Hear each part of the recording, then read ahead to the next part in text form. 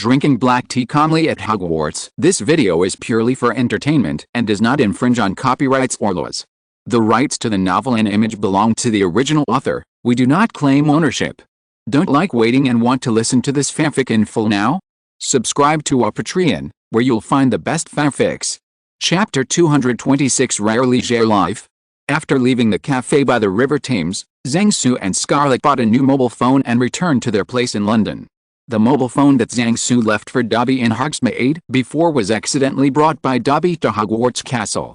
As a result, many components in the mobile phone were burned, so the next day Harry's phone was turned off when he called Dobby.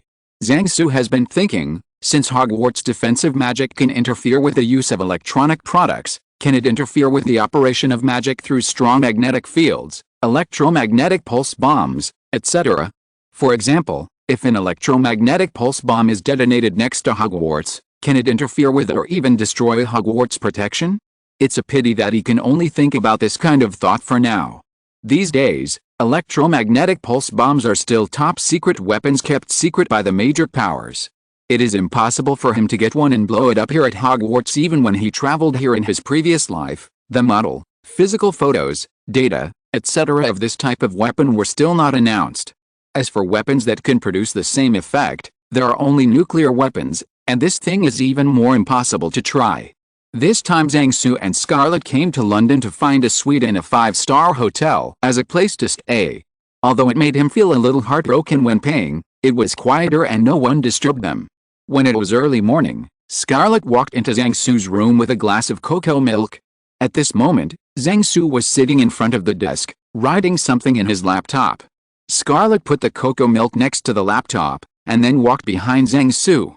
Zhang Su filled the glass with milk in one go, and then began typing on the keyboard with only his right hand. "Staying up again tonight?" Scarlet asked. "Yeah, there's no way. There are too many other things recently, and it's inconvenient to type with one hand, so I can only stay up late and work overtime." Zhang Su replied. "Did you sleep less than 4 hours in the past 2 days?" Scarlet asked again. "It's okay, it's not a big problem." Zhang Su replied. "Save it first," Scarlet said. "What's the matter?" Zhang Su asked while saving the file. "I promised Fleur that I will supervise you well and ensure your rest time." Scarlet said. "It's okay, I'll go to bed later, you go back to your room to sleep first." Zhang Su waved his hand and said. "I'm going back, who will carry you to bed later?" Scarlet said, standing behind Zhang Su. What passed out for such a simple spell? Scarlet could already cast it without a wand. After sighing, Scarlet cast a floating spell on the fainted Zhang Su, and threw him on the bed. After covering Zhang Su with a quilt, Scarlet turned off the lights in the room, then closed the door, and returned to her room. The next day, under the dual effects of the living hell potion and the sleeping curse, Zhang Su slept until noon before getting up. Not long after waking up, Zhang Su received a call from Fu Rong. Because of his irregular sleep recently, Zhang Su was nagged by Fu Rong on the phone for more than half an hour. Zhang Su promised on the phone that he will have a good rest today until before going to bed at night, and will not touch work again. "Let's go out for a walk." After a simple lunch, Zhang Su said to Scarlet, who was helping him apply medicine to his left hand. Scarlet nodded, went back to the room and changed into an ordinary dress, and walked out of the hotel with Zhang Su. Not far from the hotel gate, Zhang Su met 2 elderly people asking for directions. "Little comrade, excuse me, may I ask how to get to the Greenwich Observatory?" Seeing the 2 elderly people asking for directions in Chinese, Zhang Su was in a daze.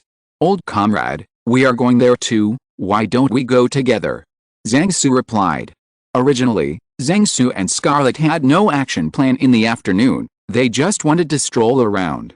So Zhang Su simply decided to act together with the 2 old men. On the way, Zhang Su chatted with the 2 old men. "So Xiao Zhang, you have been studying here in England for 4 years, the old man asked. "Yes, I came here when I was 11 years old.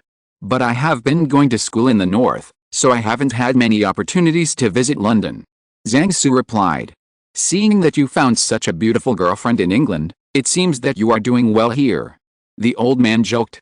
"Grandpa Lee, don't laugh at me," Zhang Su said shyly. "Listen to the accent, are you from the south?" Grandpa Lee asked. "Yes, I am from Yongchen," Zhang Su replied. "Oh, I have been to Yongchen.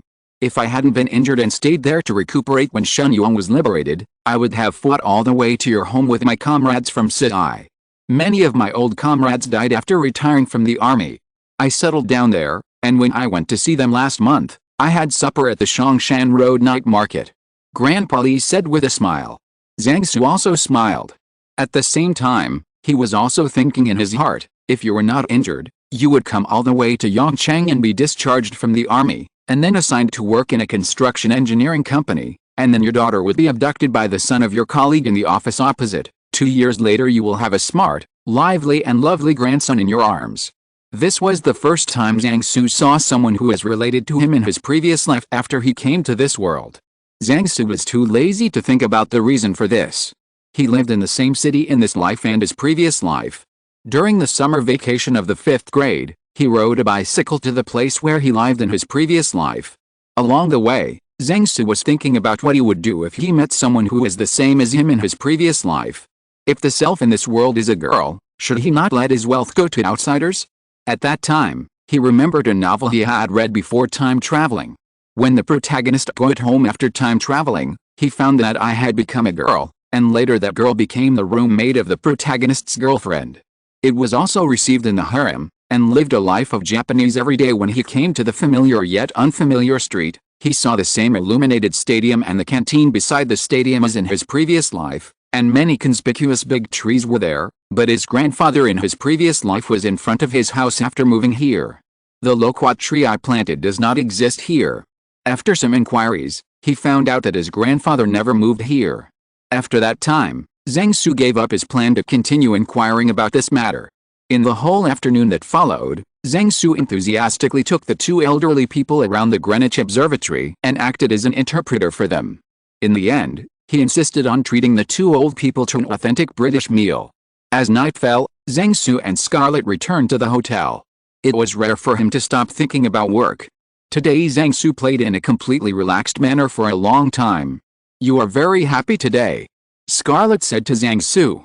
Zhang Su, who was lying paralyzed on the sofa, nodded and said, I didn't expect to meet an old friend who has something to do with me in London, thousands of miles away.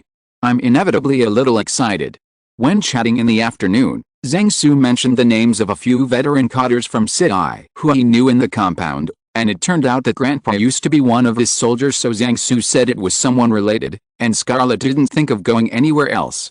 You don't seem to like talking very much recently, Zhang Su asked Scarlett. Nothing, Scarlett said. I feel guilty because of my left-hand injury, Zhang Su asked again. Scarlett said nothing, but turned her head out of the window. There's nothing to feel guilty about. Zhang Su stood up and sat beside Scarlett. I was the one who asked you to go up there, Scarlett said with his head down. At that time, facing such a fast zombie, there must be someone in front. I was ready to be bitten at that time, Zhang Su said, who knew that the hairy zombie's poison was so special. It was the 3rd year of high school. I haven't learned the content of it yet. The shelf life of this specific medicine is too short, so there is no ready-made in China, so I can only prepare it and use it now. After a few days, the medicine will be ready and sent, and it will be fine. However, you can escape at that time. Scarlett's words were interrupted by Zhang Su. It's nothing but, you were behind me at that time. Zhang Su touched her head and said, according to its height, it was right on your forehead. If you were bitten on the forehead by it, wouldn't you going to play Bao Qingshan with a black face? Besides, if you lose your appearance, I won't feel sorry for you. Chapter 227 The Unexpected Witness. At noon on August 8th, Harry Potter returned to number 12 Grimwald Place.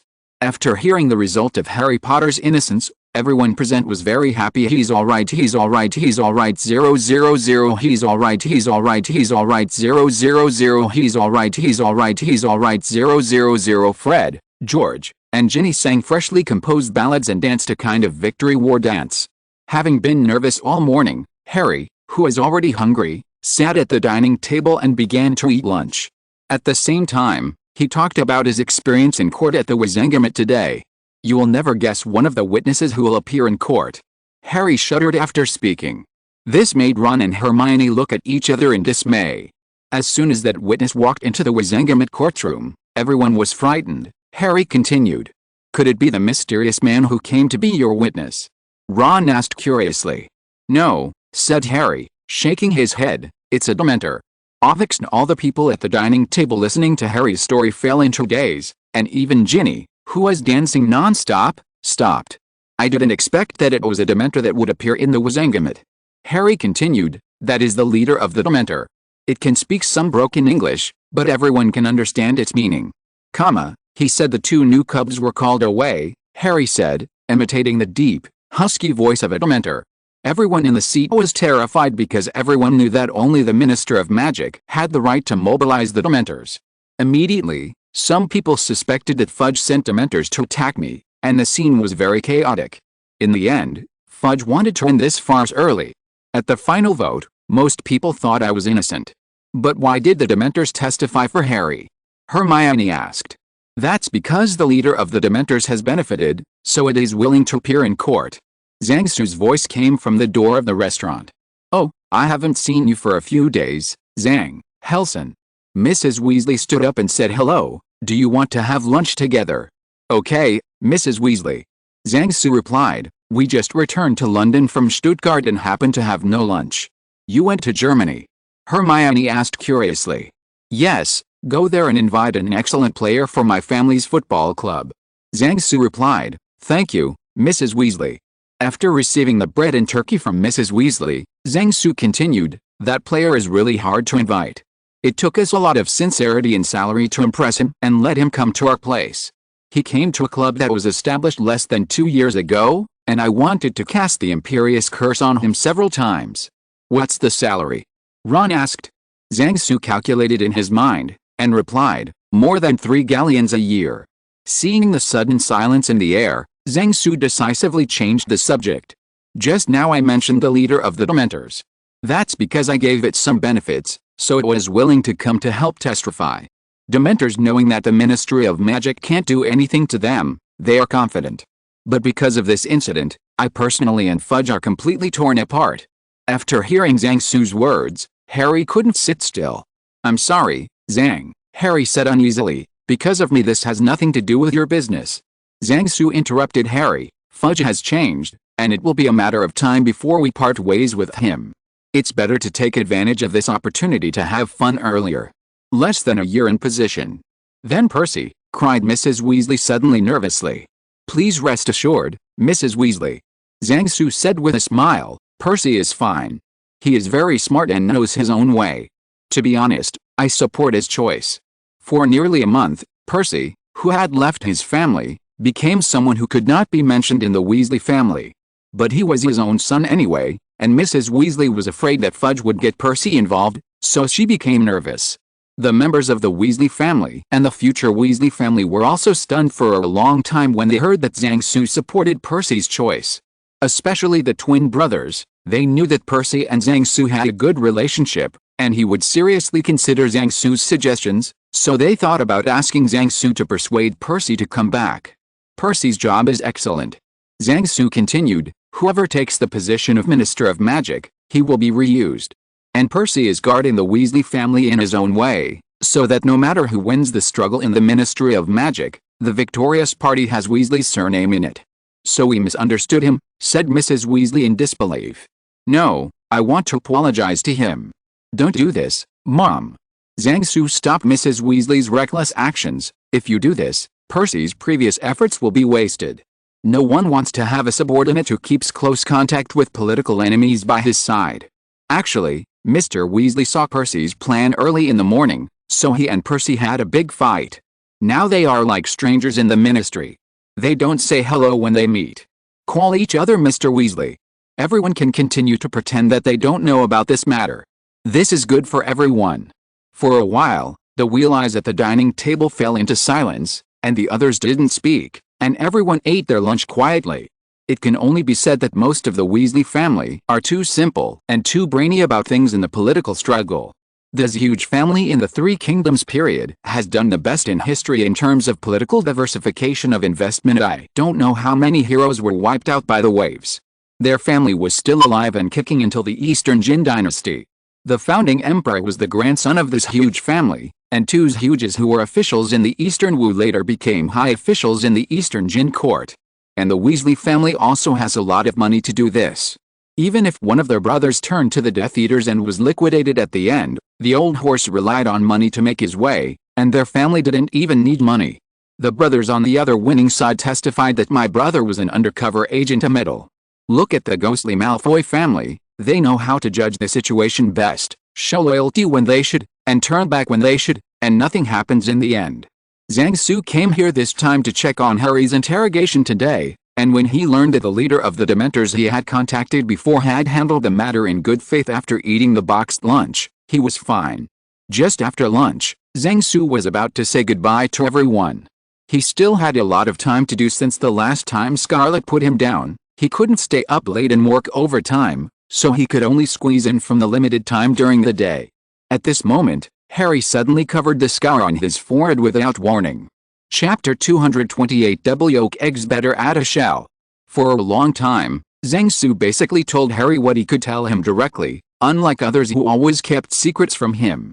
Harry is now in a rebellious period. The more you forbid him to do things, the more he wants to do them, and the more you don't tell him things, the more he wants to understand by himself. On the one hand, this made him dissatisfied with some people, and on the other hand, it also made him have great trust in Zhang Su.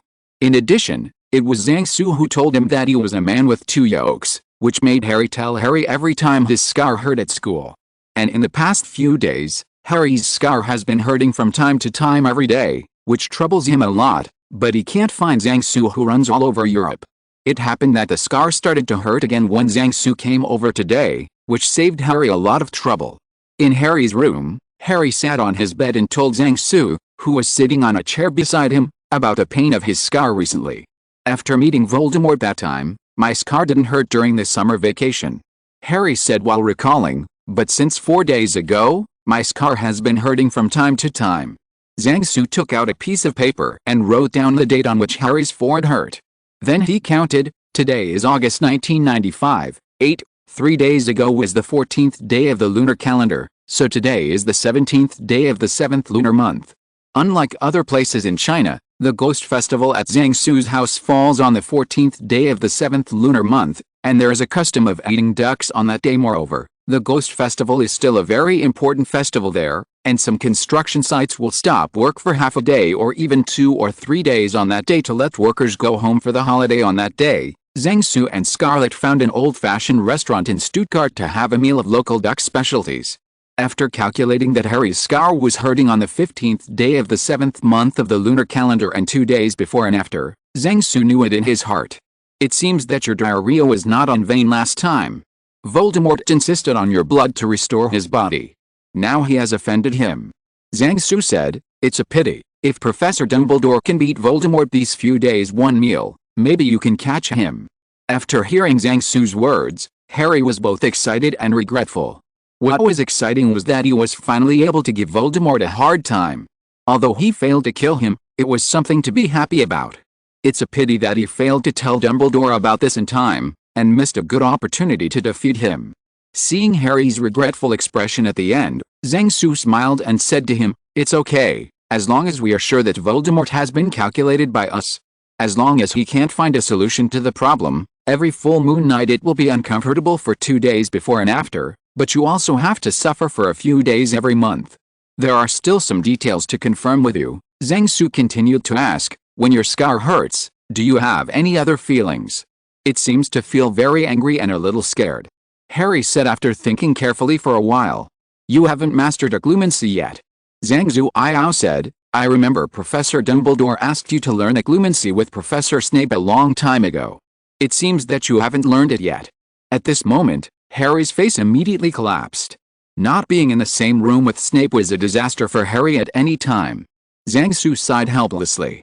He couldn't help Harry in this regard, but he still had to remind him of what should be reminded. Harry, occlumency is very important. Zhang Su said seriously, I told you before that when Voldemort finds out that you can feel his emotions, it will be the beginning of a disaster. And think about it, what if Voldemort could feel your emotions? Zhang Su continued, if he felt the emotions you felt when you dated Ginny. Zhang Su didn't finish his sentence. Harry's face turned pale. He didn't dare to imagine such a beautiful scene. After letting Harry know the seriousness of the matter, Zhang Su didn't say anything more. He could only give Harry some advice, and it was up to Harry to make the decision. After talking about Harry's scar, Zhang Su looked at the time, and it was time for dinner again, so he decided to have a meal here before leaving. Then Zhang Su asked Harry about the trial this morning, and asked in detail about the performance of some Ministry of Magic officials. After getting the information they wanted, Zhang Su and Harry left the room and returned to the restaurant. Entering the restaurant, Zhang Su saw Mr. Weasley sitting there with a tired face, drinking coffee and chatting with Lupin. "Hello, Mr. Weasley." Zhang Su greeted. "Why do you leave work so early today?" "Hello, Zhang." Mr. Weasley replied feebly. "Your hand has recovered." "Yes," Zhang Su said. "I used special medicine a few days ago, so I recovered quickly." "Why? Work has been terrible recently." "It's been terrible lately. There were a lot of dead fish on the Thames 5 days ago. The Muggles thought someone had poisoned the river. We found a strange magical poison poured into the river. The Ministry. Some people have never seen this kind of poison. Some people began to think that Dumbledore's return of the mysterious man was true, and it was done by the mysterious man. So Fudge ordered most of the people in the department to look for it." "Clue," said Mr. Weasley wearily.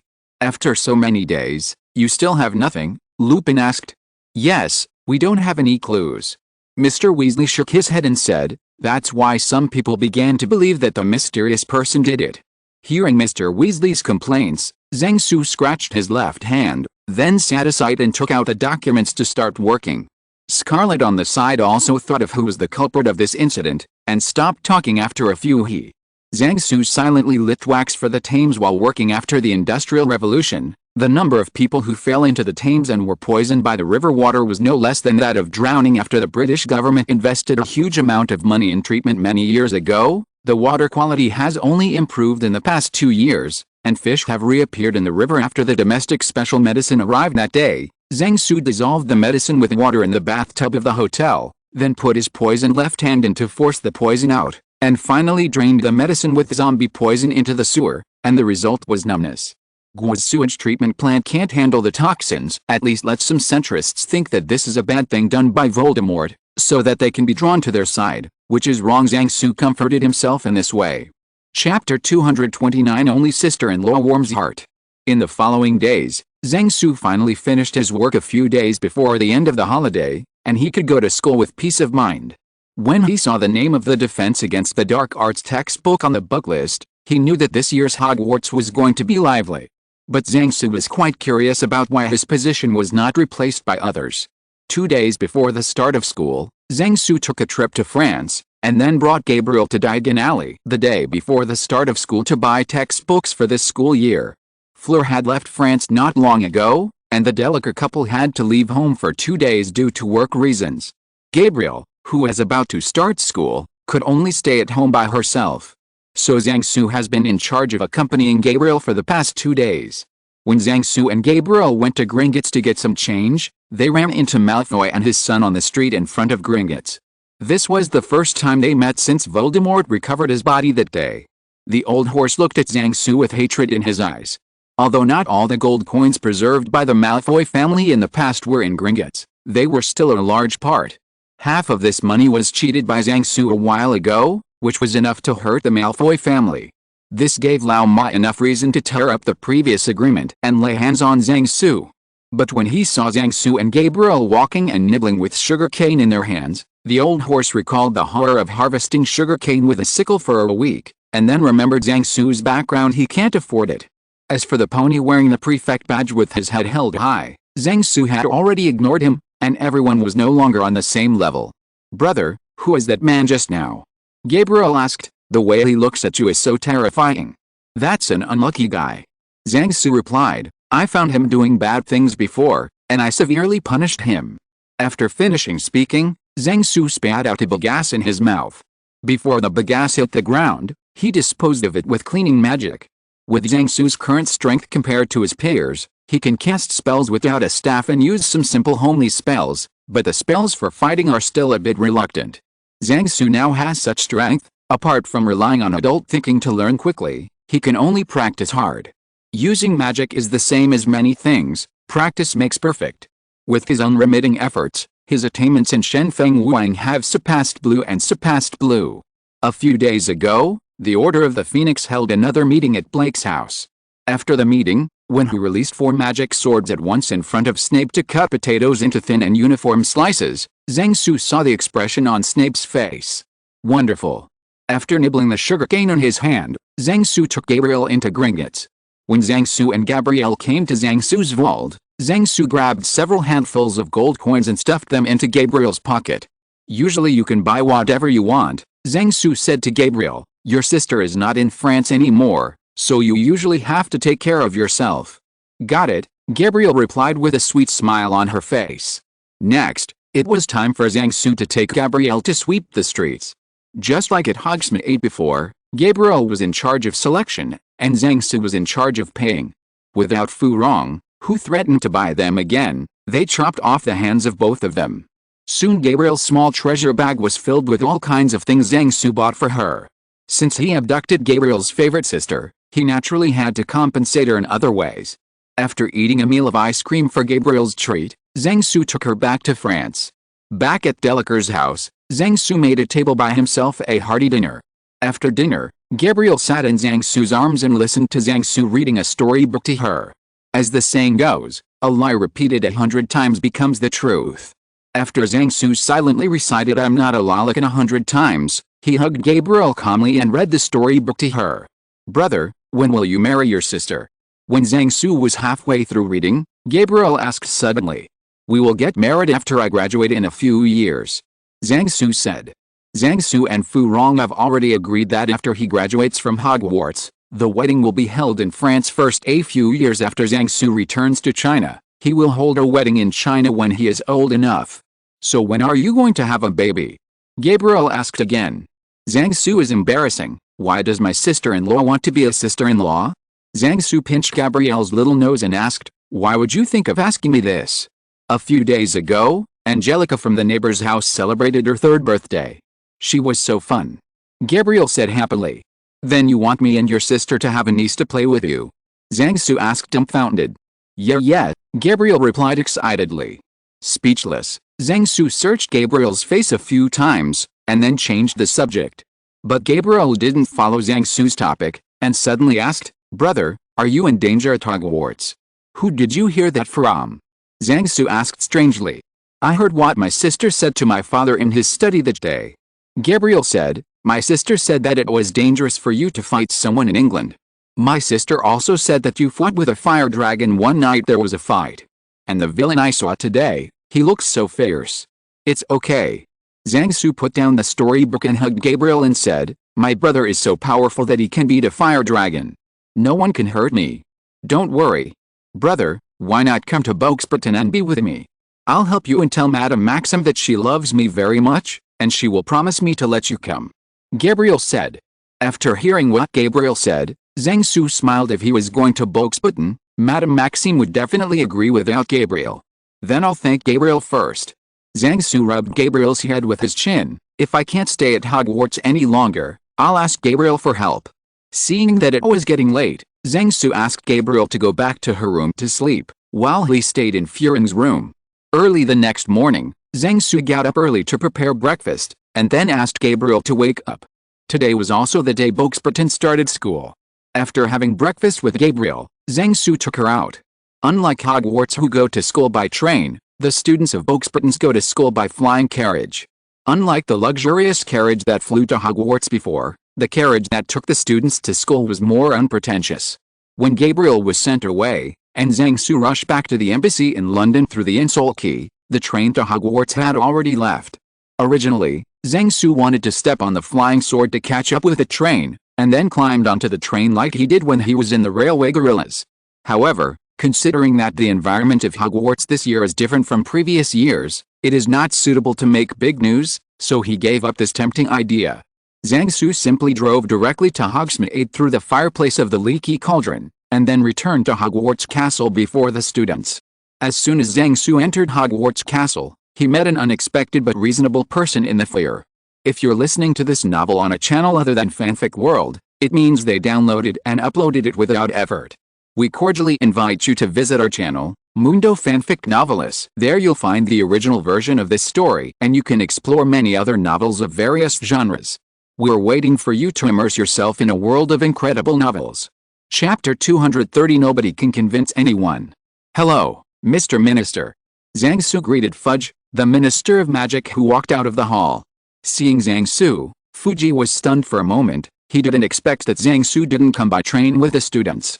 Fudge nodded almost imperceptibly to Zhang Su as a greeting. Zhang Su can control the Dementors, which makes Fudge very dissatisfied with Zhang Su, especially since he was the one who bridged Zhang Su and the Dementors at the beginning.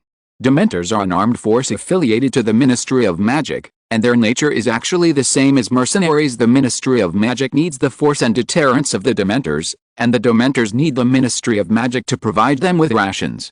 Both sides get what they need and cooperate happily. According to the rules and regulations of the Ministry of Magic, only the Minister of Magic and those authorized by the Minister of Magic can mobilize the Dementors. And Zhang Su recruited the leader of the Dementors to testify for Harry in court. This behavior is equivalent to a foreigner colluding with the commander of the domestic armed forces, and then ruthlessly cheating the government of his country. This kind of thing will only have two consequences in the Muggle society. One is that the government was overthrown by a military coup by domestic armed forces in collusion with foreign forces. Such things have happened in African countries. The other is that the person involved was arrested and shot by the government for 5 minutes.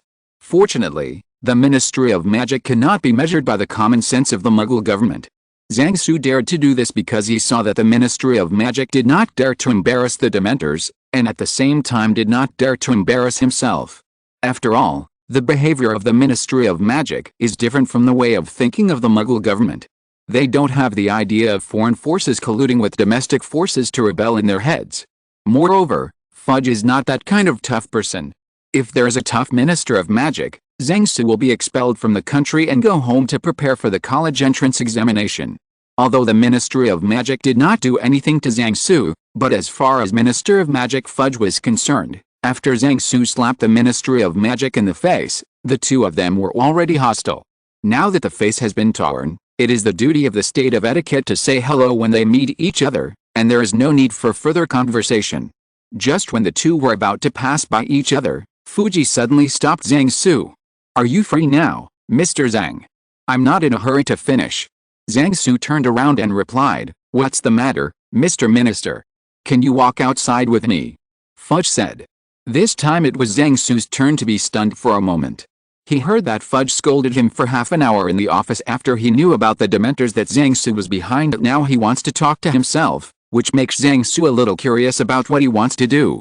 Although walking around the campus with a middle-aged uncle is not a good experience, but if you don't look at the face of the monk and the face of the Buddha, you still have to give the face of the Minister of Magic.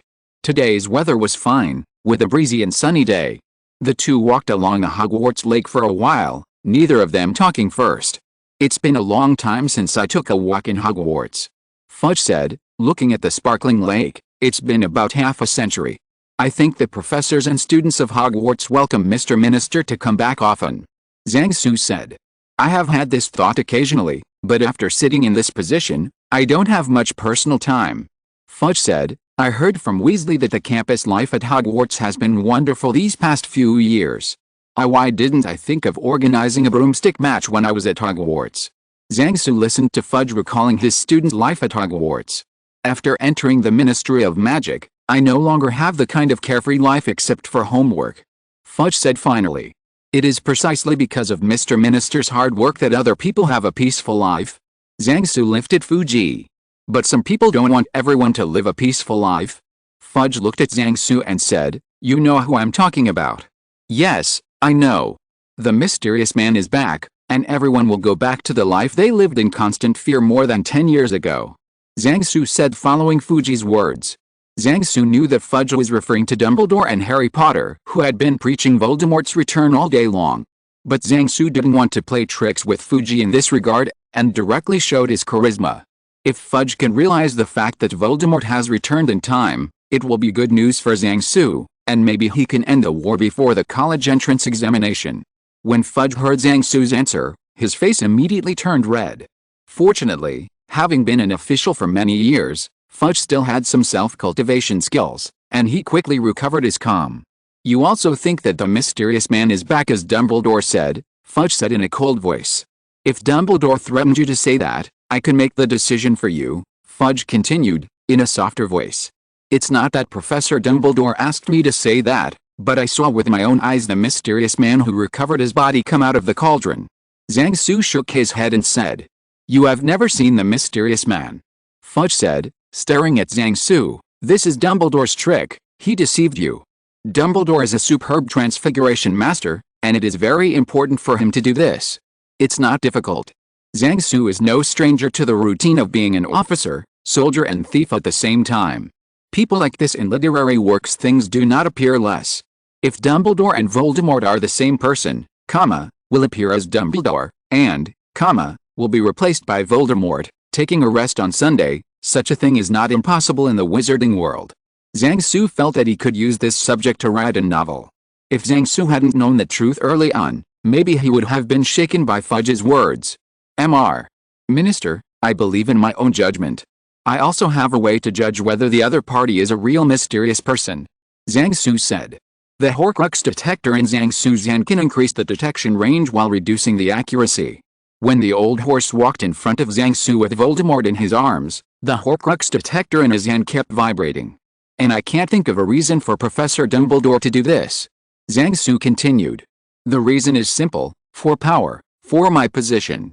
Fudge said in an educative tone, for power, who knows what he will do. Zhang Su really wanted to complain about Fuji. You are talking about yourself, right? Fudge was the spare tire for the position of Minister of Magic back then, and Fudge could only take the position after Dumbledore rejected that position. Seeing that Zhang Su didn't speak, Fudge said again, no one who has tasted the taste of power will refuse it. Just like you are a professor in Hogwarts now, if one day you lose without the power of the professor, I believe you will be very unwilling. Zhang Su found that what Fuji said was very reasonable, and he couldn't refute it. It's just that Fudge's hidden threat has no effect on Zhang Su. If Fudge withdraws his professorship, he will only be happy that he can have more time to prepare for the college entrance examination in 2 years anyway. He doesn't have any girls to take back to the dormitory in the future. If Fuji knew what Zhang Su was thinking, he would probably vomit blood. It would be great if I could refuse this job. Zhang Su shook his head and said, if it weren't for the fact that I didn't have to do my homework, I wouldn't have accepted this job. In the end, I miscalculated because I forgot that I had to change my homework. Make me busy with my homework. After hearing Zhang Su's complaint, Fudge could not help but smile. Minister, I suggest that you pay more attention to the actions of those Death Eaters who escaped sanctions. Zhang Su changed the subject. If the you-know-who does come back, then those former Death Eaters must regroup under his command, so that we can get useful clues from their actions. For example, Lucius Malfoy, if the mysterious people come back, their actions will definitely make the Malfoy family, the wealthiest among the Death Eaters, pay for it. If Lucius Malfoy is not as generous as before, it means that all his money is used to help the mysterious person. Fuji knew what Zhang Su meant by generosity and couldn't help but blushed and didn't answer Zhang Su's words. At this time, Zhang Su found that the two of them were walking and talking, and they had reached the place where the Great Lake and the Forbidden Forest intersected. Zhang Su pointed to the lawn surrounded by the Great Lake and the Forbidden Forest, and said to Fudge, that lawn was reserved by Professor Dumbledore. Fudge immediately became alert, turned to look at Zhang Su, and waited for him to speak. Professor Dumbledore wants to build his tomb here after his death. Zhang Su said calmly. Professor Dumbledore is very old. Although there are wizards older than him, I can feel that he has realized that his time is running out. Zhang Su said in a low voice. Professors at Hogwarts can see that he has handed over more and more of the headmaster's powers to the vice-headmaster over the years. If it weren't for the threat of the mysterious man, maybe Professor Dumbledore has chosen to retire. Professor Dumbledore poses no threat to your position, Mr. Minister. I don't think anyone would support a man who has not many years to live to be a minister. Instead of worrying about the threat of Professor Dumbledore, you might as well worry about the other directors in the Ministry of Magic. It was the first time for Fudge next to him to hear the news, and he was also stunned for a moment. Many people didn't realize it, or deliberately ignored Dumbledore's age. Everyone only noticed Dumbledore's halo as the first white wizard, but no one thought that one day his life would come to an end. So when do you think it's going to be? Fudge asked cautiously. This question is a bit too much.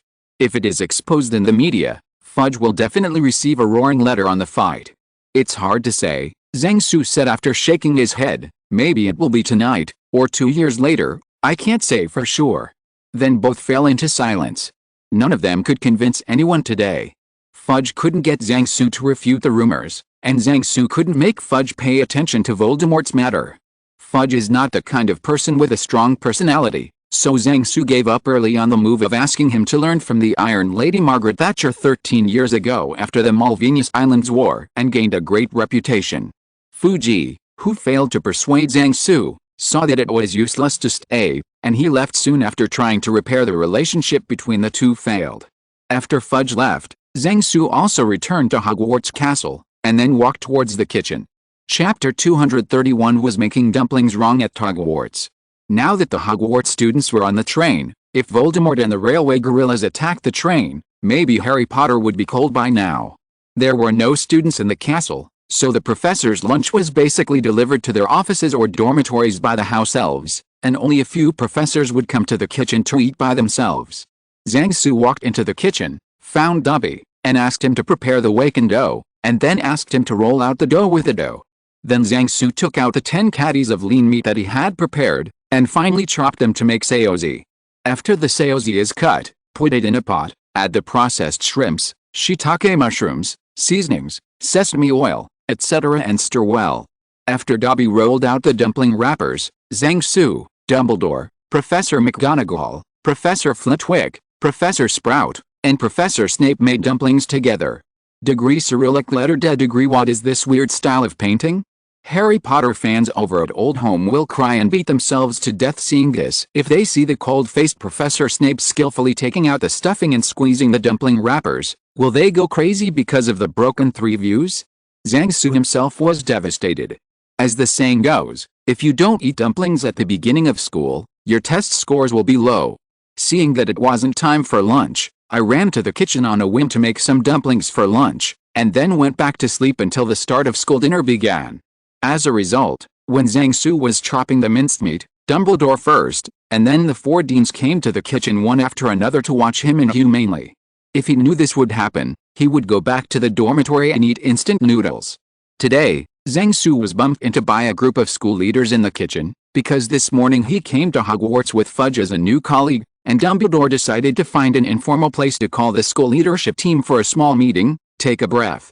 Some things are not good to say in the principal's office, otherwise it will be regarded as the principal giving orders to everyone. If the place is changed, for example, the school's leadership team is chatting together while making dumplings in the kitchen. Afterwards, it is impossible to find out whether the principal gave the order or the grassroots cotters made their own decisions. Ever since, Zhang Su got involved so inexplicably. We will welcome a new colleague today, Dumbledore said while making dumplings. The Ministry of Magic appointed Dolores Umbridge, Deputy Minister of Magic, to serve as the Hogwarts Underworld in the new year. Professor of Defense Against Magic. Ministry appointments asked Professor McGonagall. Yes, said Dumbledore. The Ministry of Magic passed Education Order No. 8II on August 30th, ensuring that if the current headmaster cannot provide a candidate for a teaching position, the Ministry of Magic will recommend a suitable candidate. The 4 deans frowned. No one who can become the dean is an idiot, and he quickly figured out the intention of the Ministry of Magic. In fact, Hogwarts has always been free from the jurisdiction of the Ministry of Magic. For many years, the Ministry of Magic has been trying to reach into Hogwarts, but it has been blocked by the successive headmasters. Back then, the Basilisk incident was quite a big deal, and the Ministry of Magic just sent 2 Aurors to have a look around. It wasn't that they didn't want to send people to open a campus police station, but Dumbledore blocked them. Later, Sirius Black escaped from prison, and the Ministry of Magic once again tried to use security work to reach into the Hogwarts campus, but Dumbledore pushed them outside the school wall again. At the end of last school year, after Dumbledore leaked the video of Voldemort's return, the Ministry of Magic stepped up its intervention in Hogwarts. At the last moment, no one dared to be a professor of defense against the dark arts, and pass No. 20 Education Order No. When the Order of the Phoenix held a meeting a while ago, Zhang Su proposed to Dumbledore that Black should be the professor of defense against the dark arts altogether, so as not to give the Ministry of Magic an opportunity, and Black also agreed to this proposal at the time. But in the end Dumbledore still rejected this proposal. The curse of this position is too strong, even old Deng is a little bit timid, and he'd dare not put Black in this position. If black is folded in this position, it will be a lot of fun up. Later, Zhang Su proposed that Snape be the professor of defense against the dark arts, and another professor of potions, but Dumbledore rejected the proposal again for the same reason. As a result, this gave the Ministry of Magic an opportunity. I hope her level is higher than Professor Gilderoy Lockhart, Zhang Su said. Except that Dumbledore's face was a little dark, the other 4 professors all smiled. It can only be said that Lockhart's disguise was so good that even Dumbledore got caught. Zhang Su, who knew what the new professor was like, was already thinking about tearing off the cover of this year's Defense Against the Dark Arts textbook and wrapping it on other books.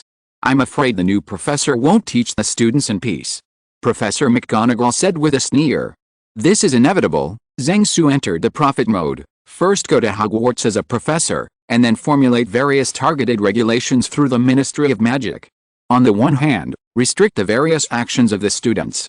At the same time, the professors will be reviewed and cleaned. As soon as Zhang Su finished speaking, Dumbledore and the 4 professors stopped making dumplings and looked at him in unison. Zhang, you see this more clearly than we do. Tell me what you think she will do, Professor Flitwick said. Zhang Su naturally did not dare to disobey the dean's order. Zhang Su put down a freshly made dumpling, collected his thoughts, and said, let's look at the goals of the Ministry of Magic first, and then deduce the actions they will take from their goals. The biggest goal of the Ministry of Magic is to completely control Hogwarts. At present, the biggest obstacle preventing them from accomplishing this goal is Professor Dumbledore. In the past 2 months, the Ministry of Magic has spared no effort to smear Professor Dumbledore in the public opinion, and caused the professor to lose many important jobs. This is all to drive the professor away from the position of headmaster of Hogwarts. Prepare for. So Umbridge's most important task is to find evidence that can drive away Professor Dumbledore. The 4 deans nodded and agreed with Zhang Su. What evidence can Professor Dumbledore have? Professor Sprout asked, frowning. I'm not sure about that, Zhang Su replied, but the Minister of Magic, Fudge, has always been very afraid that the professor will take his place. Maybe they will find clues that the professor has organized an army in the school to prepare assault on the Ministry of Magic. After hearing Zhang Su's words, the 4 deans and Dumbledore all smiled at the same time, and even the corners of Snape's mouth, who had been keeping a cold face, twitched. They're worried about Professor Dumbledore, they might as well be worried about you, Professor Flitwick said sharply. If there is an army in Hogwarts, it was built by you, Zhang. Actually, I'm also a little worried, Zhang Su said. Will the Defense Association, which we call simply DA, be considered Dumbledore's army? Dumbledore's AR by them? Except for Dumbledore, who remained calm, the 4 deans were all stunned for a moment. They found that it was really possible to be interpreted by the Ministry of Magic in this way. Is that to stop DA's activities first? Professor McGonagall said with a frown. It doesn't matter, Zhang Su replied. I can find someone to take this matter down. Except for the cramp at the corner of Snape's mouth, the other 3 deans and Dumbledore all looked at Zhang Su curiously, trying to figure out who he was going to ask to take the blame. It's just that Zhang Su kept it a secret first, just shook his head, and didn't say the person's name. At the same time, on the train heading to Hogwarts, Malfoy, who was arguing with Harry and the others, sneezed loudly, and Harry seized the opportunity to lose a round. In addition to Professor Dumbledore, Umbridge will also attack other professors. Zhang Su continued, as her leader, there must be a few of whose confidants. So Umbridge will definitely find an opportunity to fire a number of professors, and then let the Ministry of Magic arrange its own people. For example, take the method of classroom assessment and score professors, and professors who fail will be dismissed. As soon as Zhang Su finished speaking, the 4 deans were stunned again. Snape squeezed the dumpling in his hand hard. Among the professors, Snape had been a Death Eater before, and he knew how he was imaged in the hearts of the students, so he was the easiest to be targeted. The professors here are not a problem, Zhang Su said. I think the most worrying ones should be Professor Hagrid, Professor Trelawney and myself. Dumbledore, who had been silent all this time, gave an at this time, and then stopped talking. Hagrid is his confidant. Trelawney is also very important. Dumbledore will naturally make preparations for it. Apart from the professor, all that Umbridge has left is to discipline the students. Zhang Su continued. Recently, I got news from the Ministry of Magic that the Ministry of Magic seems very displeased with students mastering combat skills. Just like how we defeated the basilisk and repelled the werewolves back then, this is not allowed by the Ministry of Magic. So for students, it is nothing more than restricting students' activities through various rules and regulations, and then reviewing various activity organizations in the school. Only organizations approved by Umbridge can continue to exist. In this way, organizations and activities like DA can only be disbanded and cease activities. Maybe she will also forbid the distance between boys and girls to be less than 5 to 8 inches. Finally Zhang Su shrugged and said. After Zhang Su finished speaking, the deans fell silent. This thing is a little tricky. Then what should we do? Professor McGonagall looked at Dumbledore and asked. But Dumbledore didn't answer, but just cast his eyes on Zhang Su. The other professors followed Dumbledore and looked at Zhang Su. After all, no professor would want to have a shitstick like that at Hogwarts, and everyone would be unhappy. However, the professors are not good at such things as the Ministry of Magic's obedience and inconsistency, so they all hope that Zhang Su can come up with an idea. Zhang Su understood what Dumbledore meant. After all, what he said and what Zhang Su said about a fight against the Ministry of Magic were two different things. So Zhang Su thought for a while and said, if this guy wants it to die, it will drive it crazy. Professors, don't confront her head-on. I'm here to get everyone moving. Out of trust in Zhang Su, the dean and principal didn't say anything. They all knew that Zhang Su had a sense of propriety. After unifying their thoughts, Dobby brought up all the cooked dumplings, and everyone began to eat lunch with vinegar. Chapter 232 Ion number 039, I'm so tired, I really want to be a salted fish. After eating dumplings with the professors and leaving the kitchen, Zhang Su met Peeves in the corridor on the way back to the dormitory of Eagle Court. Peeves, come here. Zhang Su said to Peeves. Work for you at any time, Mr. Zhang. Peeves flew over and saluted Zhang Su and said. Starting today, you can go all out to play pranks in the castle. Zhang Su said to Peeves with a smile. Yes, sir. Peeves happily saluted Zhang Su. You have to treat the new professor this year well. Zhang Su said in a low voice. Peeves, who was floating in the air, kept nodding his head to show his understanding. Back in Yingyan's own dormitory, Zhang Su fell on the bed without taking off his shoes. Because the house-elves often come to take care of it, the bed that doesn't come back several times a year doesn't have the damp, musty smell that comes from being left alone for a long time. Zhang Su decided to come back and live here this year, and not to be separated from the masses for too long. Zhang Su lying on the bed suddenly felt very tired, and really wanted to be a salted fish quietly. Not long ago, Zhang Su, who was enthusiastically analyzing the difficulties faced by the professors this semester, suddenly became depressed, lazy, and unmotivated after lying on the bed. After Zhang Su realized that something was wrong with his spirit, he just wanted to release a mechanical mind for himself and do a self-examination, but he gave up immediately. He found that he was really tired. After several years of hard work and continuous planning, he basically finished all the things that should be done, and the parts that should be spoiled were also spoiled.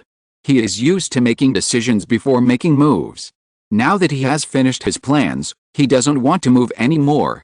After all the Horcruxes could be solved, the locket gave the Dementor leader a good meal before it agreed to help Harry Potter as a witness to deal with the remaining Horcruxes. All that is needed now is to stew the snake named Nagini and strangle Harry Potter.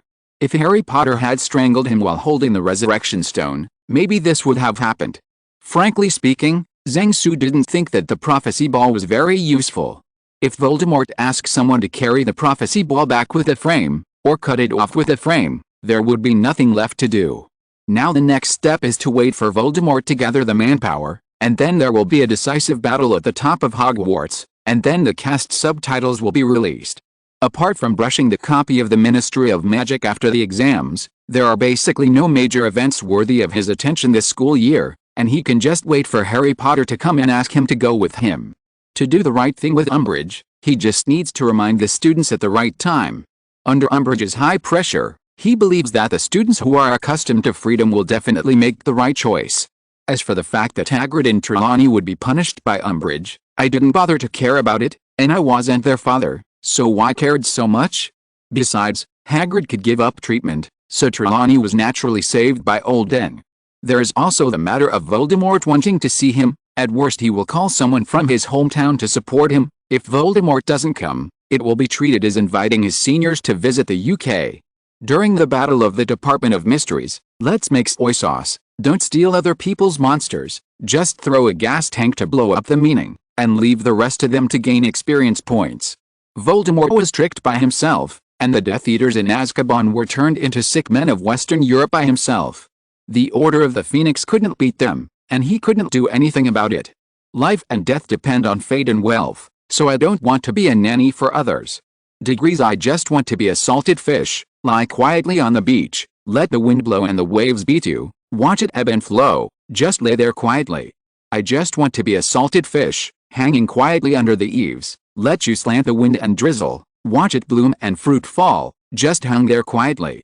I just want to be a salted fish, quietly in the refrigerator, let you refrigerate and freeze, look at its vegetables, fruits and fresh meat, just leave it quietly.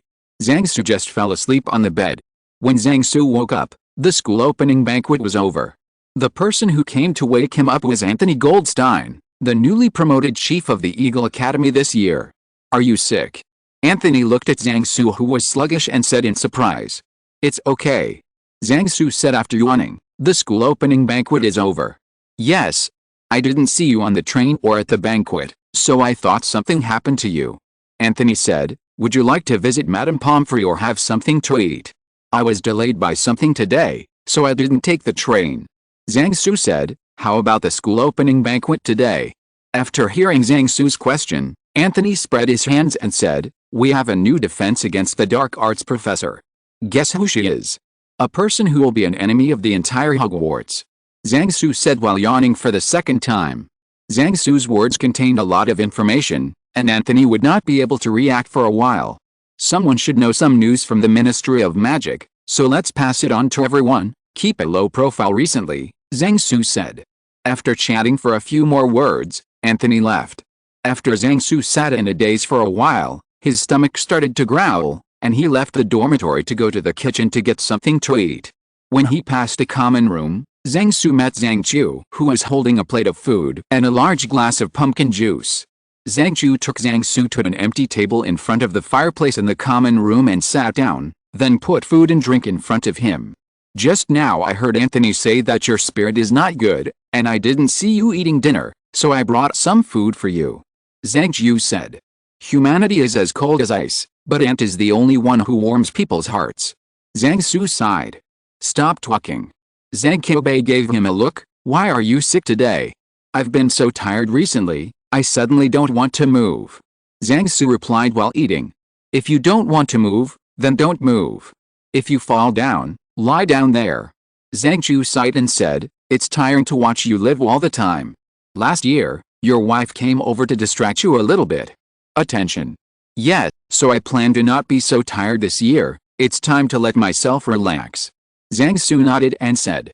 Why don't you find another girlfriend at Hogwarts? Zhang Chu said to Zhang Su with a smile. This time it was Zhang Su's turn to give her a white look, and said, I heard that little Mr. Diggory in the Ministry of Magic is very popular in the ministry because of his handsome and elegant appearance. Let me encourage those mature and sensitive big sisters when I have time. Go after him. Come on, let's hurt each other. Chapter 233. A new storm begins. In the common room of Eagle Academy, students who were familiar with Zhang Su kept coming to say hello to Zhang Su. Many people also joke that he has no opposite sex this year, and finally his humanity has returned. After Zhang Su explained why he didn't attend the opening banquet under the pretext of feeling unwell today, the classmates who originally wanted to continue chatting with him stopped bothering him. And in a corner of the common room, this year's first-year freshmen are gathering together, listening to the old students talk about Su's past. There are only 3 Asian faces in the Eagle Academy, Zhang Su, Zhang Chu and this year's newly promoted Chief Padma Patil. The appearance of Zhang Su immediately attracted the attention of the freshmen.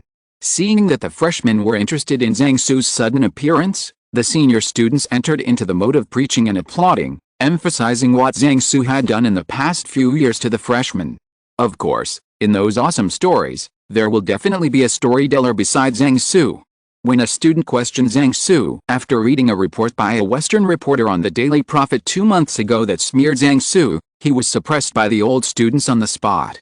The quality of a great personality. The most important thing is a word of sincerity. Soon, the word of mouth accumulated by Zhang Su over the years made the students finally choose to trust him. After Zhang Su had eaten and drank enough, the students in the common room began to return to their dormitories to sleep one after another.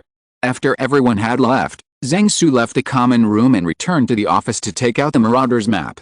Seeing the names of Ron and Harry appearing in the prefect's bathroom, the corners of Zhang Su's mouth twitched a little. Seeing that there was no one in the professor's bathroom and all the other professors were in the dormitory, Zhang Su went to the bathroom to take a hot bath. Having learned the lesson from the last time when Furin just started taking a shower, a certain professor broke in, and then he was hung in the corridor. This time Zhang Su cast a spell on the door of the bathroom to seal it. Although it is not difficult for the professors to untie it, it can tell them that there is someone inside. Lying in the bath that was big enough to swim in, the warm hot water wrapped his body, and there were calming bubbles floating on the water. Zhang slowly regained a little vitality.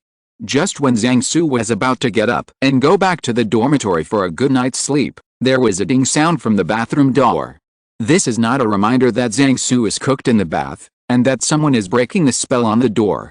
Zhang Su, who quickly put on his robe, walked out of the bathroom. When he opened the door, he saw a witch studying the door of the bathroom. "Oh, good evening, Professor Babbling." Zhang Su greeted with some embarrassment.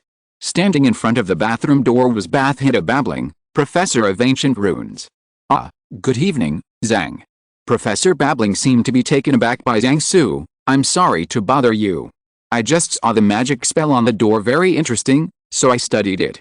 Zhang Su had an expression of "I knew it would be like this." "It's okay, I just want to go back to the dormitory to sleep." Zhang Su said. "Good night, Professor Babbling." After Zhang Su finished speaking, he turned around and ran away under Professor Babbling's slightly regretful eyes. Professor Bathhida Babbling of the Ancient Magic text class is in her 40s this year. She is a typical blonde beauty who looks about 10 years younger than her actual age. An NBSP, but if you only see her appearance and go up to strike up a conversation, you will have a different experience. If you don't know that there are 4 ways to write a certain rune, you will be greeted with an extremely disgusted look. She belongs to that kind of fanatical researcher, and she only studies ancient runes and various ancient spells in her life. In addition to appearing in class, she usually spends her time in the office obsessed with magical research. According to one of her juniors who did not want to be named, she was like this when she was a student, and all she talked about when dating was the rune, so that she is still single now. Zhang Su had been caught several times by her back then, and every time he was blown out of his head by her questions. So now Zhang Su immediately finds an excuse to run away when he sees her outside the classroom. After teasing Mrs. Norris with dried fish for a while on the road, and bypassing Professor McGonagall who was climbing on the windowsill basking in the moon, Zhang Su finally returned to the dormitory. The next morning, Zhang Su came to the cafeteria for breakfast after returning from morning exercise. At the dining table, Zhang Su heard that the most talked about by the students was this year's defense against the dark arts professor. Zhang Xianyu didn't join the classmates' topic, but chatted with Luna next to him about a ballfish while eating breakfast. After breakfast, the first class of the day is herbal medicine. Since 5th-year pupils take their ordinary wizarding level exams, students spend much of the year studying more dangerous plants, such as the fang geraniums in the greenhouse today. Professor Sprout first explained the living habits and medicinal value of geranium fangs to the students, and then explained in detail the things to pay attention to when planting and fertilizing it. The last is the practical class. The teeth of the fang geranium are not decorations. If you are bitten, you have to report to the school infirmary. Today, Professor Sprout treats Zhang Su kindly, which probably has something to do with the fact that there was no mandrake in yesterday's dumplings. After the herbal medicine get out of class, there was a history of magic class that everyone loved. After passing the salted fish in class, the students came to the cafeteria to have lunch. During lunch, a bad news came from the long table in the Lion Court. In defense against the dark arts class in the morning, several 7th-year students of the Lion House had a verbal conflict with Umbridge. Umbridge's teaching philosophy also began to spread among the students. Then the students went crazy, saying that such a professor is not as good as Quirrell and Lockhart.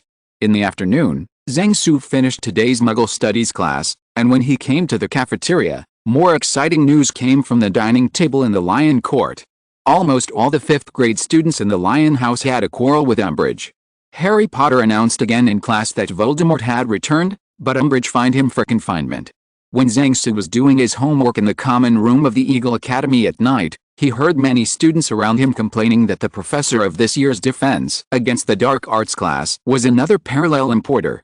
The 5th grade students all "Oh Zhang Zian, are you crazy? Everyone is going to take the general wizard level exam this year. Wouldn't it be a pill to meet such a professor?"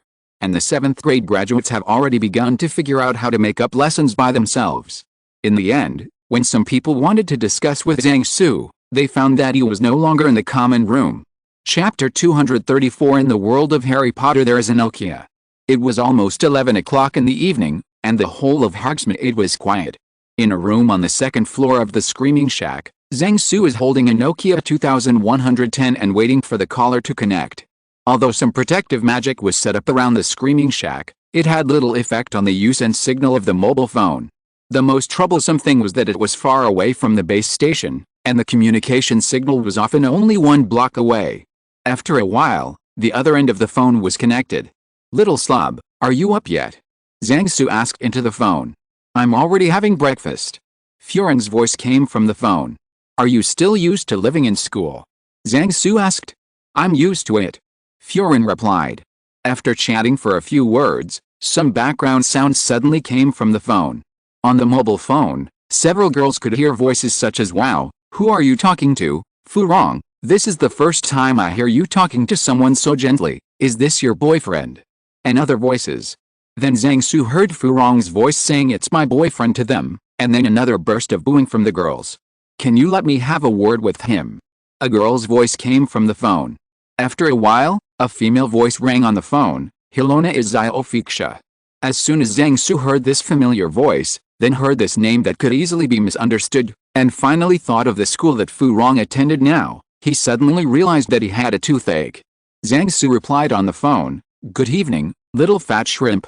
I'll go." The girl on the other end of the phone asked in surprise, "You are Zhang Su?" "That's right, it's me."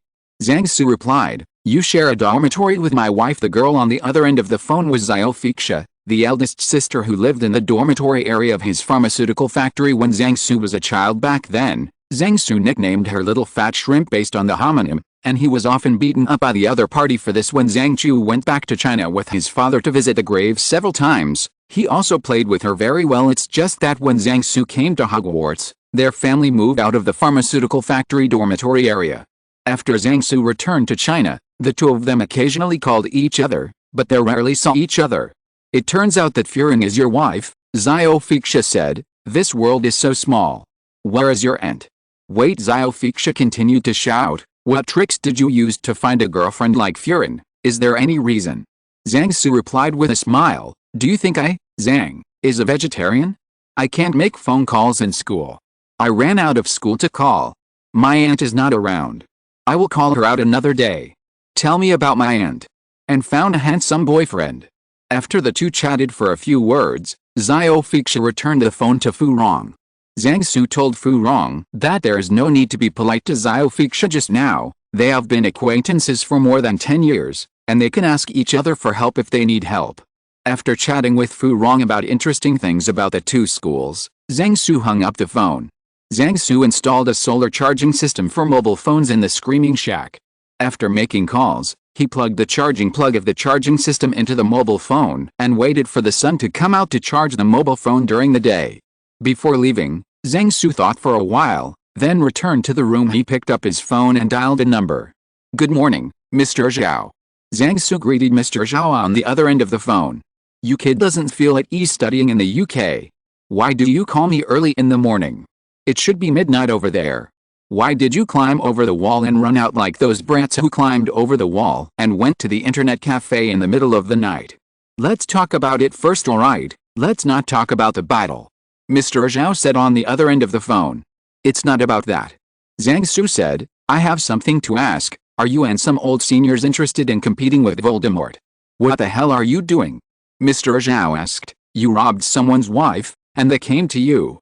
"Brother, this joke is too scary. Don't make such a joke."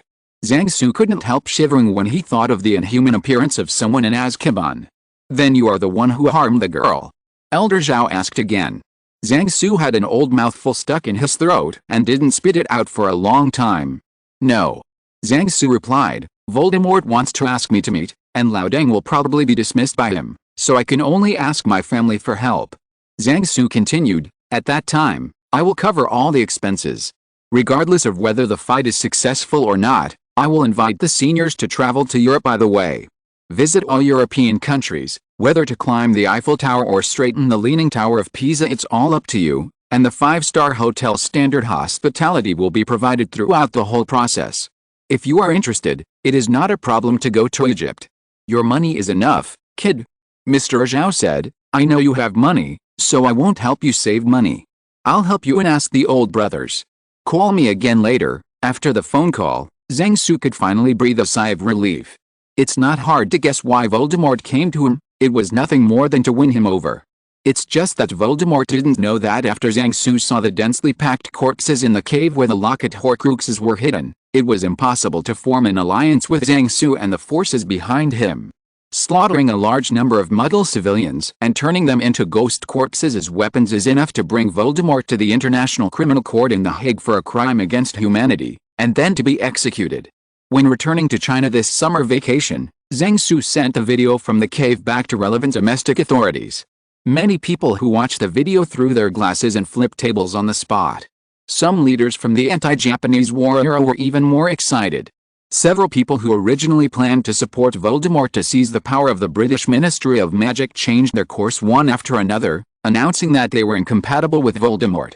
After the embassy in the UK sent the transcribed videotape to the British government, the Prime Minister fainted from anger and was sent to the hospital for 2 weeks later. Lafayette even shouted that he would go to the Imperial conquest, but was finally persuaded by the prince. For the first time, Minister of Magic Fudge was scolded by the Prime Minister who had just been discharged from the hospital. He wanted to burn Harry Potter's head at the Wizengamot, but he was pushed back by the leader of the Dementors invited by Zhang Su. Dumbledore's original plan to play the card of Barty Crouch Jr. can only be slowed down, and now Barty Jr. is still locked in the secret room. Fudge's opposition to Dumbledore became more vehement, and Umbridge's methods became more vehement. When Zhang Su returned to Hogwarts Castle from the Shrieking Shack and just walked into the foyer, he saw Ron and Hermione going downstairs. Ahem, what do you two want to do in the middle of the night? Zhang Su asked. Chapter 235 The Injured Harry and Neville. Harry and Neville are seriously injured. Ron said sadly, let's go to Madame Pomfrey and get him some medicine. It was the pink toad, Hermione said angrily. It was her punishment that hurt Harry and the others. Take me to take a look, I have medicine here. Zhang Su said. On the way to the common room of the Lion Court, Zhang Su learned what had happened from Ron and Hermione. In defense against the dark arts class in the afternoon, Harry reiterated the news of Voldemort's return. After being refuted by Umbridge, Neville helped Harry speak. Punishment of confinement. In Umbridge's office, Harry and Neville were asked to write I must not lie on parchment with a black quill, which ended up being written on the paper and engraved on their hands. When Zhang Su came to the common room of the Lion Court, Harry and Neville were sitting in chairs by the fireplace, surrounded by a group of clearly angry students talking about something. When the onlookers saw Zhang Su coming, they gave way one after another. Coming to the table, Zhang Su couldn't help frowning when he saw the injuries of Harry and Neville. On their left forearm, the wound formed a row of bright red letters. The slightly averted wound obviously injured the muscle, and blood oozes from the wound from time to time. Ginny, with red eyes, kept wiping Harry's blood away with cotton, but it didn't work. It was the same with Neville. He poured a bottle of green potion on the wound himself, but not only did the blood gushing out of the wound wash away the potion, but his hands twitched in pain. Who has that magic crystal ball to borrow? Zhang Su asked the surrounding students. Soon a student from the Lion Academy handed over a crystal ball. This kind of crystal ball contributed a lot to Zhang Su's first pot of gold at Hogwarts. Now more than half of the students in Hogwarts have this kind of crystal ball. The proportion of crystal balls in the Lion House is higher, because the students in the Lion House need it to identify which objects are pranks prepared by the Weasley twins. After receiving the crystal ball, Zhang Su put the crystal ball on Harry's wound. Immediately afterwards, everyone saw that in addition to the normal white light spots, there were some black spots in the crystal ball. The students who knew the function of the crystal ball gasped suddenly, because it showed that the scar on Harry's hand was caused by black magic. After cleaning up the bloodstains on the crystal ball, Zhang Su put the crystal ball in Neville's hand again, and the result was the same as Harry's. After putting the crystal ball aside, Zhang Su took out a box from the treasure bag. Opening the box, The onlookers saw that there were test tube racks, test tubes, droppers and other experimental equipment commonly used in potions classes. In addition, there were many bottles of unknown potions and a large bottle of diluent. Zhang Su took out the test tube rack, then placed 2 rows of test tubes, and then added the diluent to different test tubes and duplicate and dropped different potions into the box. Zhang Su took some blood directly from Harry's and Neville's wounds with 2 droppers, and then dripped them into the test tubes.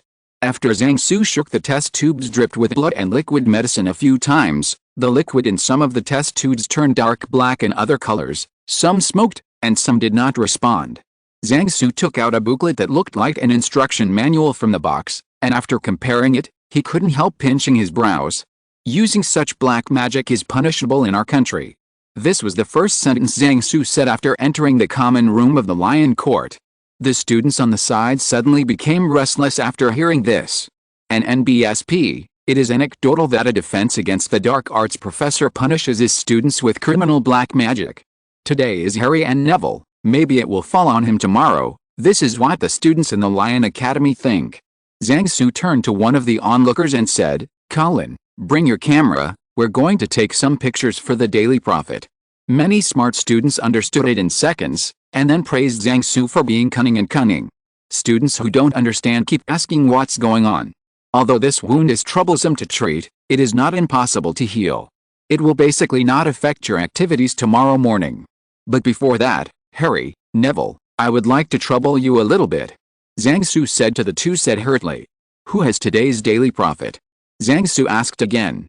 A student nearby immediately handed over a copy of today's newspaper. Zhang Su spread out the front page of the newspaper and asked Harry to put his injured hand on the front page headline, just pressing down on the lower body of Fudge's photo on the front page. At this moment, Colin brought a camera, and after Zhang Su fixed how Colin should take pictures, he poured a little of the green potion that Neville had just used on Harry's wound. Bright red blood gushed out of the wound on Harry's arm, not only washed away the potion, but also flowed to the Daily Prophet under his arm, covering Fudge's head. Then Zhang Su flipped through the newspapers, found a report introducing tourist attractions, asked Neville to press his hand on a landscape photo, and then repeated what happened just now. Zhang Su turned to look at Colin, and after Colin nodded to indicate that the photos just now had been taken, he asked him to develop the photos immediately. Okay, now it's time to treat you. Zhang Su said to Harry and Neville after cleaning up the blood from their hands with his wand. It may hurt a little, you have to bear with it. Zhang Su said while taking out a white porcelain gourd. Zhang Su looked at the label on it to make sure he had taken the wrong medicine, then opened the lid, and poured a milky white potion with a little fluorescence on Harry's wound. As soon as the potion was poured on Harry's hand, he wanted to withdraw his hand in pain, but Zhang Su, who had been prepared, held him down. 2 people helped hold Harry's hand. Zhang Su felt. The twin brothers immediately stepped forward, ignoring Harry's screams and held his hand together. There was no reaction when the potion first touched Harry's wound, but soon black bubbles appeared in the potion, and after the bubble burst, an unpleasant stench was emitted. Someone in the crowd used their wand to blow a gust of wind, and the stench was blown away through the chimney of the fireplace. After a while, the reaction of the potion on Harry's wound had stopped, and more than half of the potion had disappeared. Zhang Su signaled that the twin brothers could bring Harry, then took out a gauze and bandage, and took out a bottle of red potion, and then said to Ginny beside him, the white potion in the wound is left inside. Pour this bottle of red wound potion on the gauze, then cover Harry's wound, and wrap it in a bandage. After instructing Ginny, Zhang Su looked at Neville, who was shivering beside Harry, with a porcelain gourd. Neville said, "Can I not treat? Help me hold his hand." Zhang Su pointed at Neville and said. After bandaging Neville's wound, Colin found Zhang Su with the urgently posted photos. The photos were taken successfully and met Zhang Su's requirements. After placing the photos, Zhang Su packed his things, asked Harry and Neville how many hairs each had, and then left the common room of the Lion Court. Chapter 236 Troubled, something happened. In the later years of Emperor Wu of the Han Dynasty, a major political incident occurred in the court, which was called the disaster of witchcraft in history. Witchcraft is a kind of witchcraft. Special puppets called voodoo dolls are sacrificed or buried in the ground with magic, and disasters will happen to the cursed people. After more than 2,000 years, the development of goo puppets is also changing with each passing day. In addition to the curse-type goo puppets at the beginning, later on, They successively developed varieties of goo puppets that will kill you 3000, replace the dead ghost type, damage transfer type, eternally united type goo puppets, and sick people. Most of the eternal knot-shaped goo puppets are given to the new couple by the parents of both parents when their children get married. The person seeking goo puppet is mostly used by the public security organs to arrest fugitives, and families with children or patients with Alzheimer's disease and other diseases in case of emergency. And some harmful goo puppets are strictly controlled in China, and it is a crime to hold a gun for private use. For example, the goo puppets of the Killing You series are only used by the military, and Zhang Su had to write an application report for 2 years before he could apply for one. It's just that after Voldemort recovered his body this year, Zhang Su didn't know how to use this thing anymore. Like a missile, a puppet needs a target to launch, otherwise it will randomly find a target around it to harm it like a Brownian motion missile. Generally speaking, using the hair of the target person as the target is the most cost-effective. But the two-hole socket man is as naked as a snake, not to mention body hair. He can't even get nose hair, which makes things difficult for someone Zhang. Just after sending away a borrowed owl, Zhang Su, who was sitting at the desk in the dormitory, took out 2 damage transfer goo puppets. Zhang Su tied Harry's and Neville's hair to the 2 goo puppets respectively, and then he waited for Dobby to come back. Just now Zhang Su called Dobby and told him that Mr. Harry Potter was injured by Umbridge. In order to get revenge on Umbridge, now he needs to secretly fetch some of Umbridge's hair back. Knowing that Harry was injured, Dobby naturally agreed to Zhang Su's request. After a while, Dobby stole a bunch of Umbridge's hair, and Zhang Su tied Umbridge's hair on the 2 goo puppets. If Zhang Su activates these 2 goo puppets at this time, the injuries on Harry and Neville's hands will be transferred to Umbridge. However, this matter also has some side effects. If Umbridge came to his aunt to be in pain at this time, Harry and Neville would also be in pain. It's just that Zhang Su didn't activate the 2 goo puppets immediately. He still needed Harry and Neville to play tricks for a while, otherwise it wouldn't be easy to incite the students. After putting the 2 goo puppets into the drawer, Zhang Su went to bed. The next morning, the students who were having breakfast in the cafeteria turned their attention to the long table in the Lion Court. To be precise, it was Harry and Neville sitting at the table. Zhang Su looked at the 2 of them and almost spit out a mouthful of milk. I don't know if it was their own idea or someone else's idea. These 2 suffering brothers behaved extremely miserable at this time.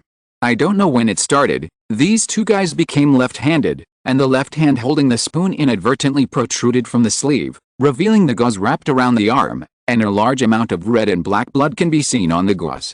The oatmeal porridge scooped up from the bowl with a spoon in his trembling left hand was half shaken off when it was brought to his mouth.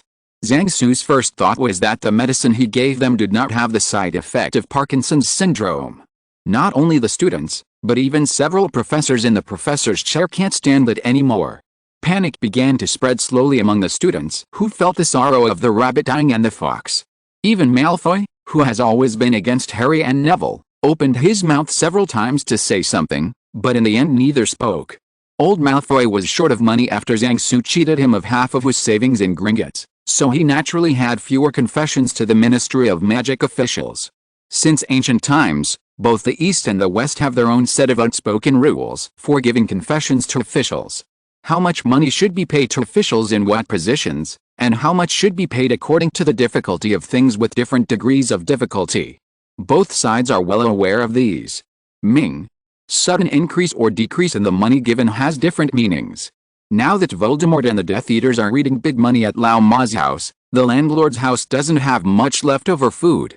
Now the money is less, and the old horse can't explain the reason to the officials, so the officials who used to collect a lot of money in the past can't help but wonder, what do you mean, old horse, do you look down on me?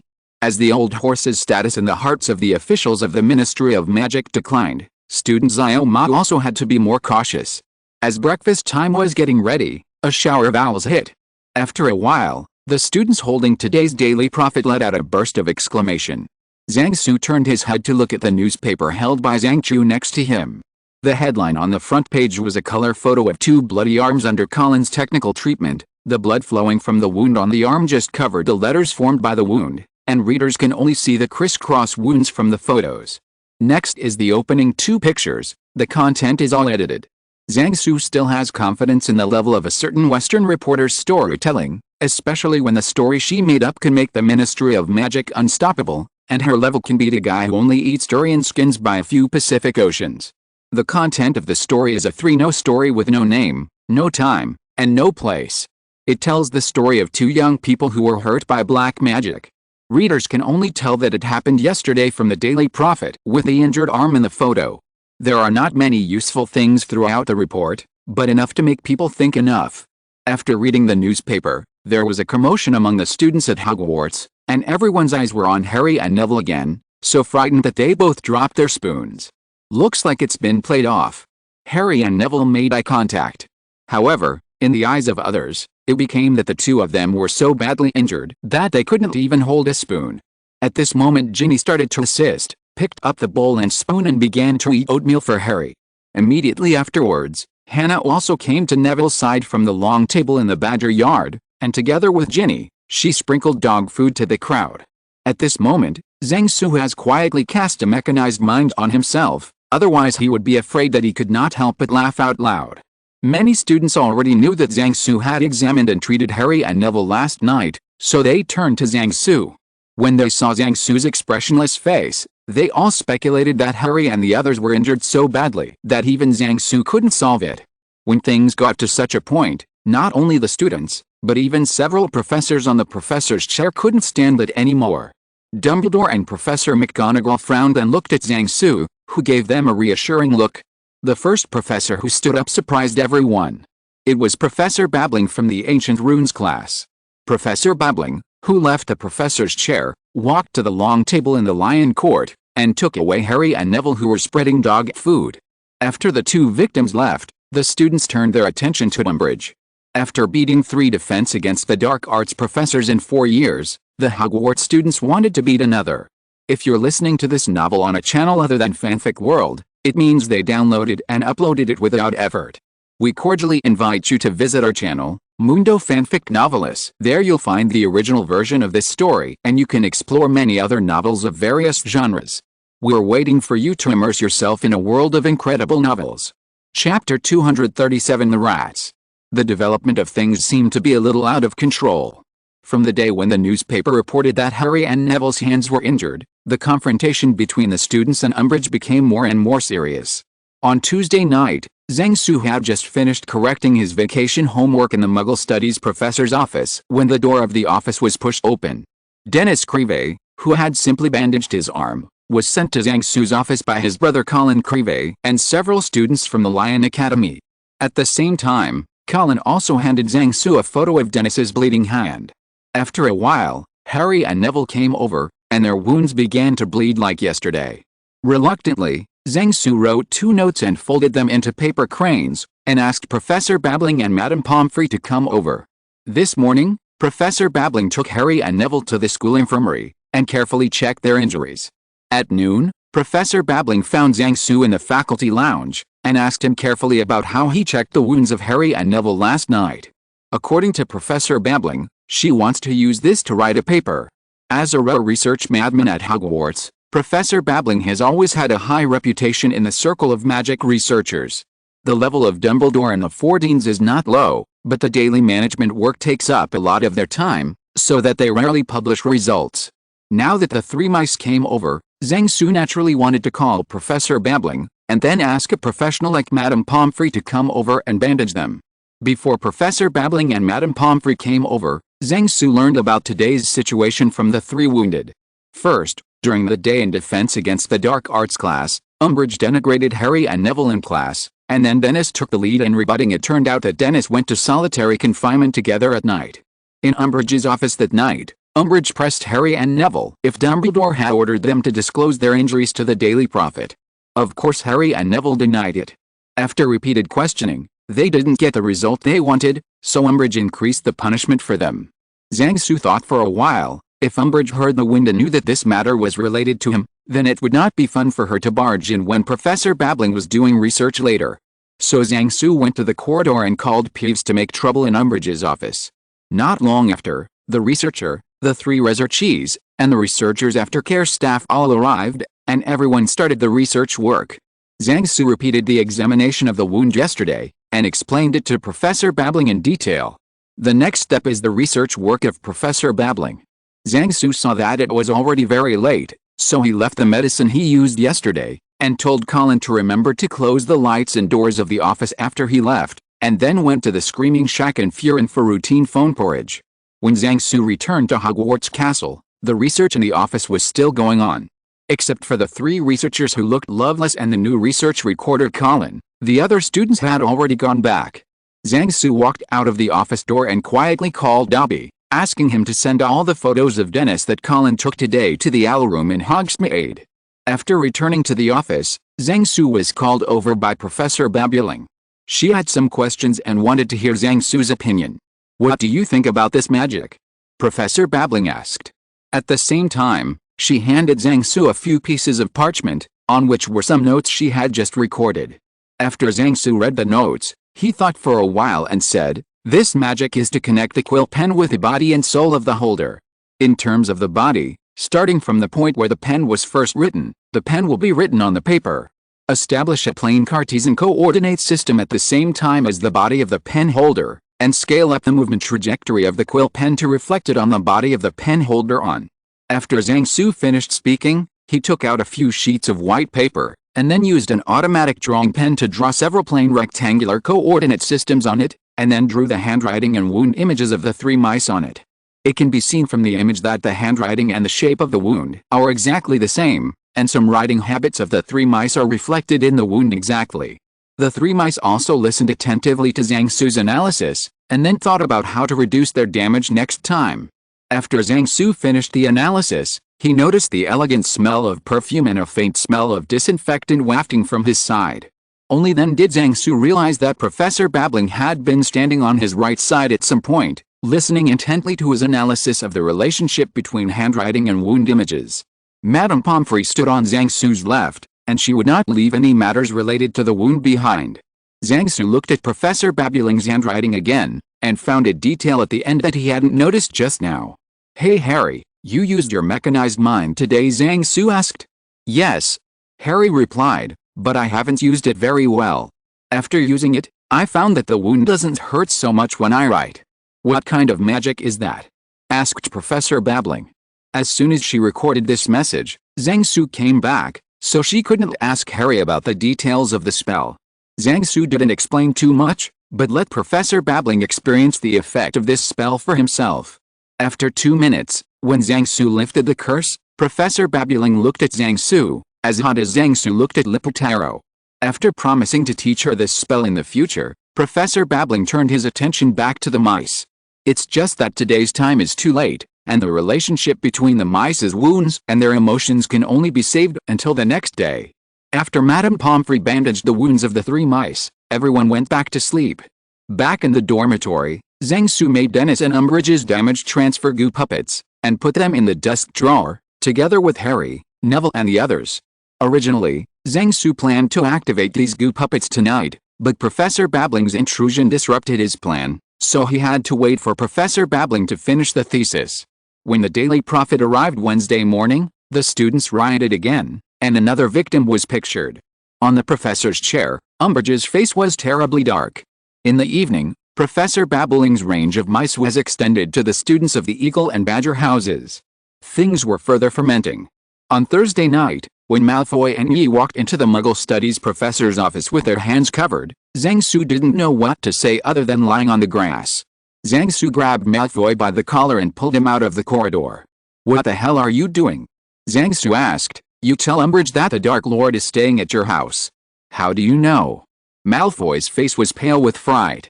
"Your house is the largest among the Death Eaters. Why don't you go to the Leaky Cauldron if you don't live in your house?" Zhang Su said. "My father said, the Dark Lord asked me to approach you quietly, and asked me to bring you a message. He wants to meet you." Malfoy said tremblingly. "Then this year's Halloween, the place is on the mountain near Hogsmeade," Zhang Su said. After letting Malfoy enter the office by himself, Zhang Su simply went to the Screaming Shack to call rescuers ahead of time. And tomorrow Friday morning would be his first defense against the dark arts class this term, so he had to make a good plan for how to confront Umbridge tomorrow. Asking him to go to confinement is just a joke. Zhang Su doesn't have that kind of leisure. Chapter 238. She is a respectable professor. Back in the dormitory, Zhang Su lay on the bed, muttering I really want to be a salted fish, and fell asleep. Early the next morning, Zhang Su met Professor Babbling on the way to the cafeteria. Professor Babbling's spirit seems to be not very good, and the two dark circles are about to catch up with Zhang Su's animagus form. Good morning, Professor Babbling. Zhang Su greeted. Why didn't you sleep well last night? Good morning, Zhang. Professor Babbling said, I didn't sleep last night, and I have already written the paper. After speaking, Professor Babbling handed Zhang Su a roll of parchment. You should pay attention to rest, it will be bad if you fall asleep in class. Zhang Su said jokingly. As Zhang Su said, he browsed through the papers on the parchment. The thesis was so written that Zhang Su couldn't understand all of it. In the study of black magic, Zhang Su's level is not enough. If Zhang Su wants to fully understand this paper, he has to go to the library and read it while flipping through books. Just looking at the conclusion, it can be seen that this magic is evaluated as extremely vicious black magic in the paper. Zhang Su's attention was not on the paper itself. He saw that the pictures of the wounds included in the paper were all written with the names of the mice, and he knew that if this paper was published, this alone would be enough to make British magic the world friar. Zhang Su handed back the paper that he had browsed through to Professor Babbling. Professor Babbling took the paper and said, I'm going to send the paper to the Magic magazine. I greeted them before, and the left gave me a high-ranking position, and the latest issue will be released the day after tomorrow, so I have to hurry. When Professor Babbling walked past Zhang Su heard Professor Babbling whisper, I just use my own way to protect my students. Go to the owl post office in Hogsmeade, I'm afraid the school's owl room is being monitored. Zhang Su said to Professor Babbling through voice transmission. Zhang Su didn't expect that the first one to stand up in this matter was not Professor McGonagall and the deans, and Professor Babbling, who is usually quiet. In the wizarding world where knowledge is power, researchers like Professor Babbling hold a high status. With Professor Babbling's reputation in the circle of magic researchers, the resources she can mobilize are terrifying. Just imagine, if Grand Druid Yuan said to Farmer, the rice your family grows is not good, then that family would have to grow sweet potatoes instead. McGonagall taught them long-term administrative work, and perhaps taught them to compromise and give in. But the relatively innocent Professor Babbling doesn't have so many worries. She uses her best efforts to help her students purely out of love for them. Perhaps it was because her combat effectiveness was not high that Zhang Su had previously ignored her existence. But I have to say that Professor Babbling is the purest and most respectable professor in the entire Hogwarts School of Witchcraft and Wizardry. When the students were hurt and other professors were indifferent, she was the only one who stood up resolutely. When Zhang Su came to his senses, he had already finished his breakfast and sat in the classroom of the Defense Against the Dark Arts class. Zhang Su suddenly found that the atmosphere in the classroom was a bit strange. It was more like preparing for the battlefield than preparing for class. Moreover, the students kept turning their heads and looked at themselves sitting in the last row of I'll see you later. Many students who walked in behind Zhang Su patted him on the shoulder when they passed by him, and at the same time said, come on, it's up to you, don't lose to Gryffindor, in other words encourage him. Zhang Su really wanted to jump up and point to their noses and ask, you guys don't think it's a big deal to watch the excitement, and you don't think it's too many brides to drink my wedding wine, right? Why do both of you think that I will cause trouble today? And NBSP, although I am not afraid of Umbridge, it does not mean that I will take the initiative to provoke trouble. And Anthony Goldstein, you are a prefect, what do you mean you go first, and then it's up to me in the end? Are you going to engage in Umbridge without misery? Before Zhang Su could react, the class bell rang.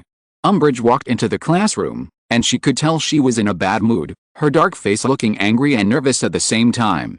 Professor Zhang understands her feelings quite well. We are all professors. If we put ourselves in the shoes of the students, no one will be in a good mood after being bullied by the students for a week from the first class. Umbridge finished explaining her teaching philosophy with a straight face, then arranged the reading tasks, and then stared at the students in the class, as if waiting for some students to make trouble. The students of the Eagle School lived up to Umbridge's expectations, and Terry Butte was the first to raise his hand. Do you have any questions about the text? Umbridge asked after getting Terry to stand up. Yes, Professor Umbridge, Terry said. Do we need to practice using charms? Obviously, Umbridge replied, as calmly as possible. We will learn defensive spells in a safe and risk-free manner. I see, thank you Professor Umbridge. Terry bowed slightly to Umbridge and sat down. Such an obedient student made Umbridge a little uncomfortable for a while, and she froze for a moment after Terry sat down. Immediately afterwards, Michael Conner raised his hand. After Umbridge asked him to ask questions, Michael stood up and said, "Professor Umbridge, in the first book of standard spells compiled by Miranda Goshawk, he emphasized that spells must be practiced repeatedly before they can be mastered proficiently. Then if we don't practice spells, how can we master them?" Umbridge's face darkened suddenly, and she replied, "The Ministry of Magic believes that theoretical knowledge can help you pass the exam more effectively. After all, it is the purpose of the school to let students pass the exam. So you just need to master it. It's good to have the theoretical content." After thanking Umbridge, Michael sat down too.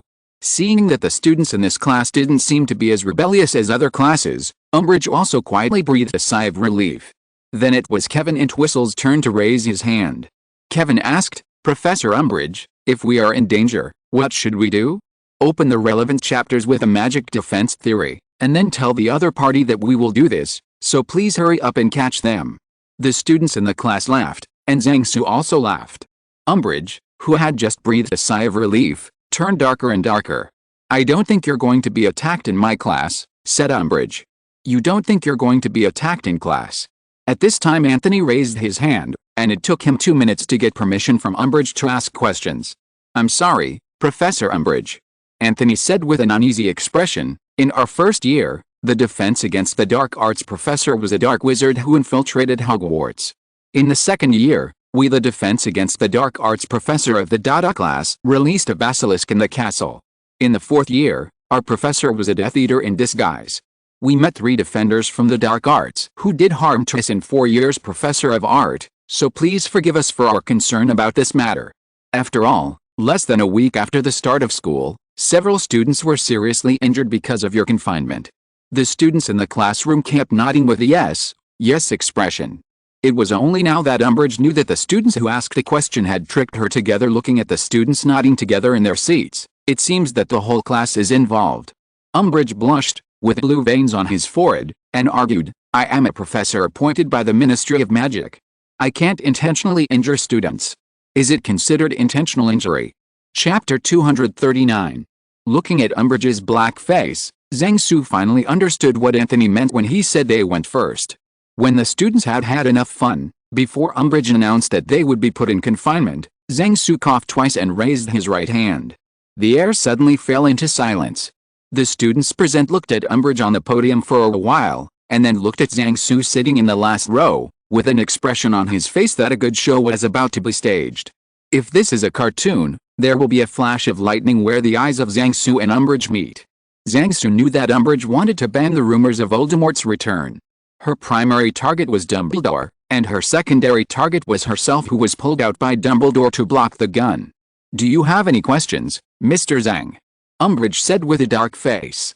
"I agree with one of your points just now, Professor Umbridge," Zhang Su replied.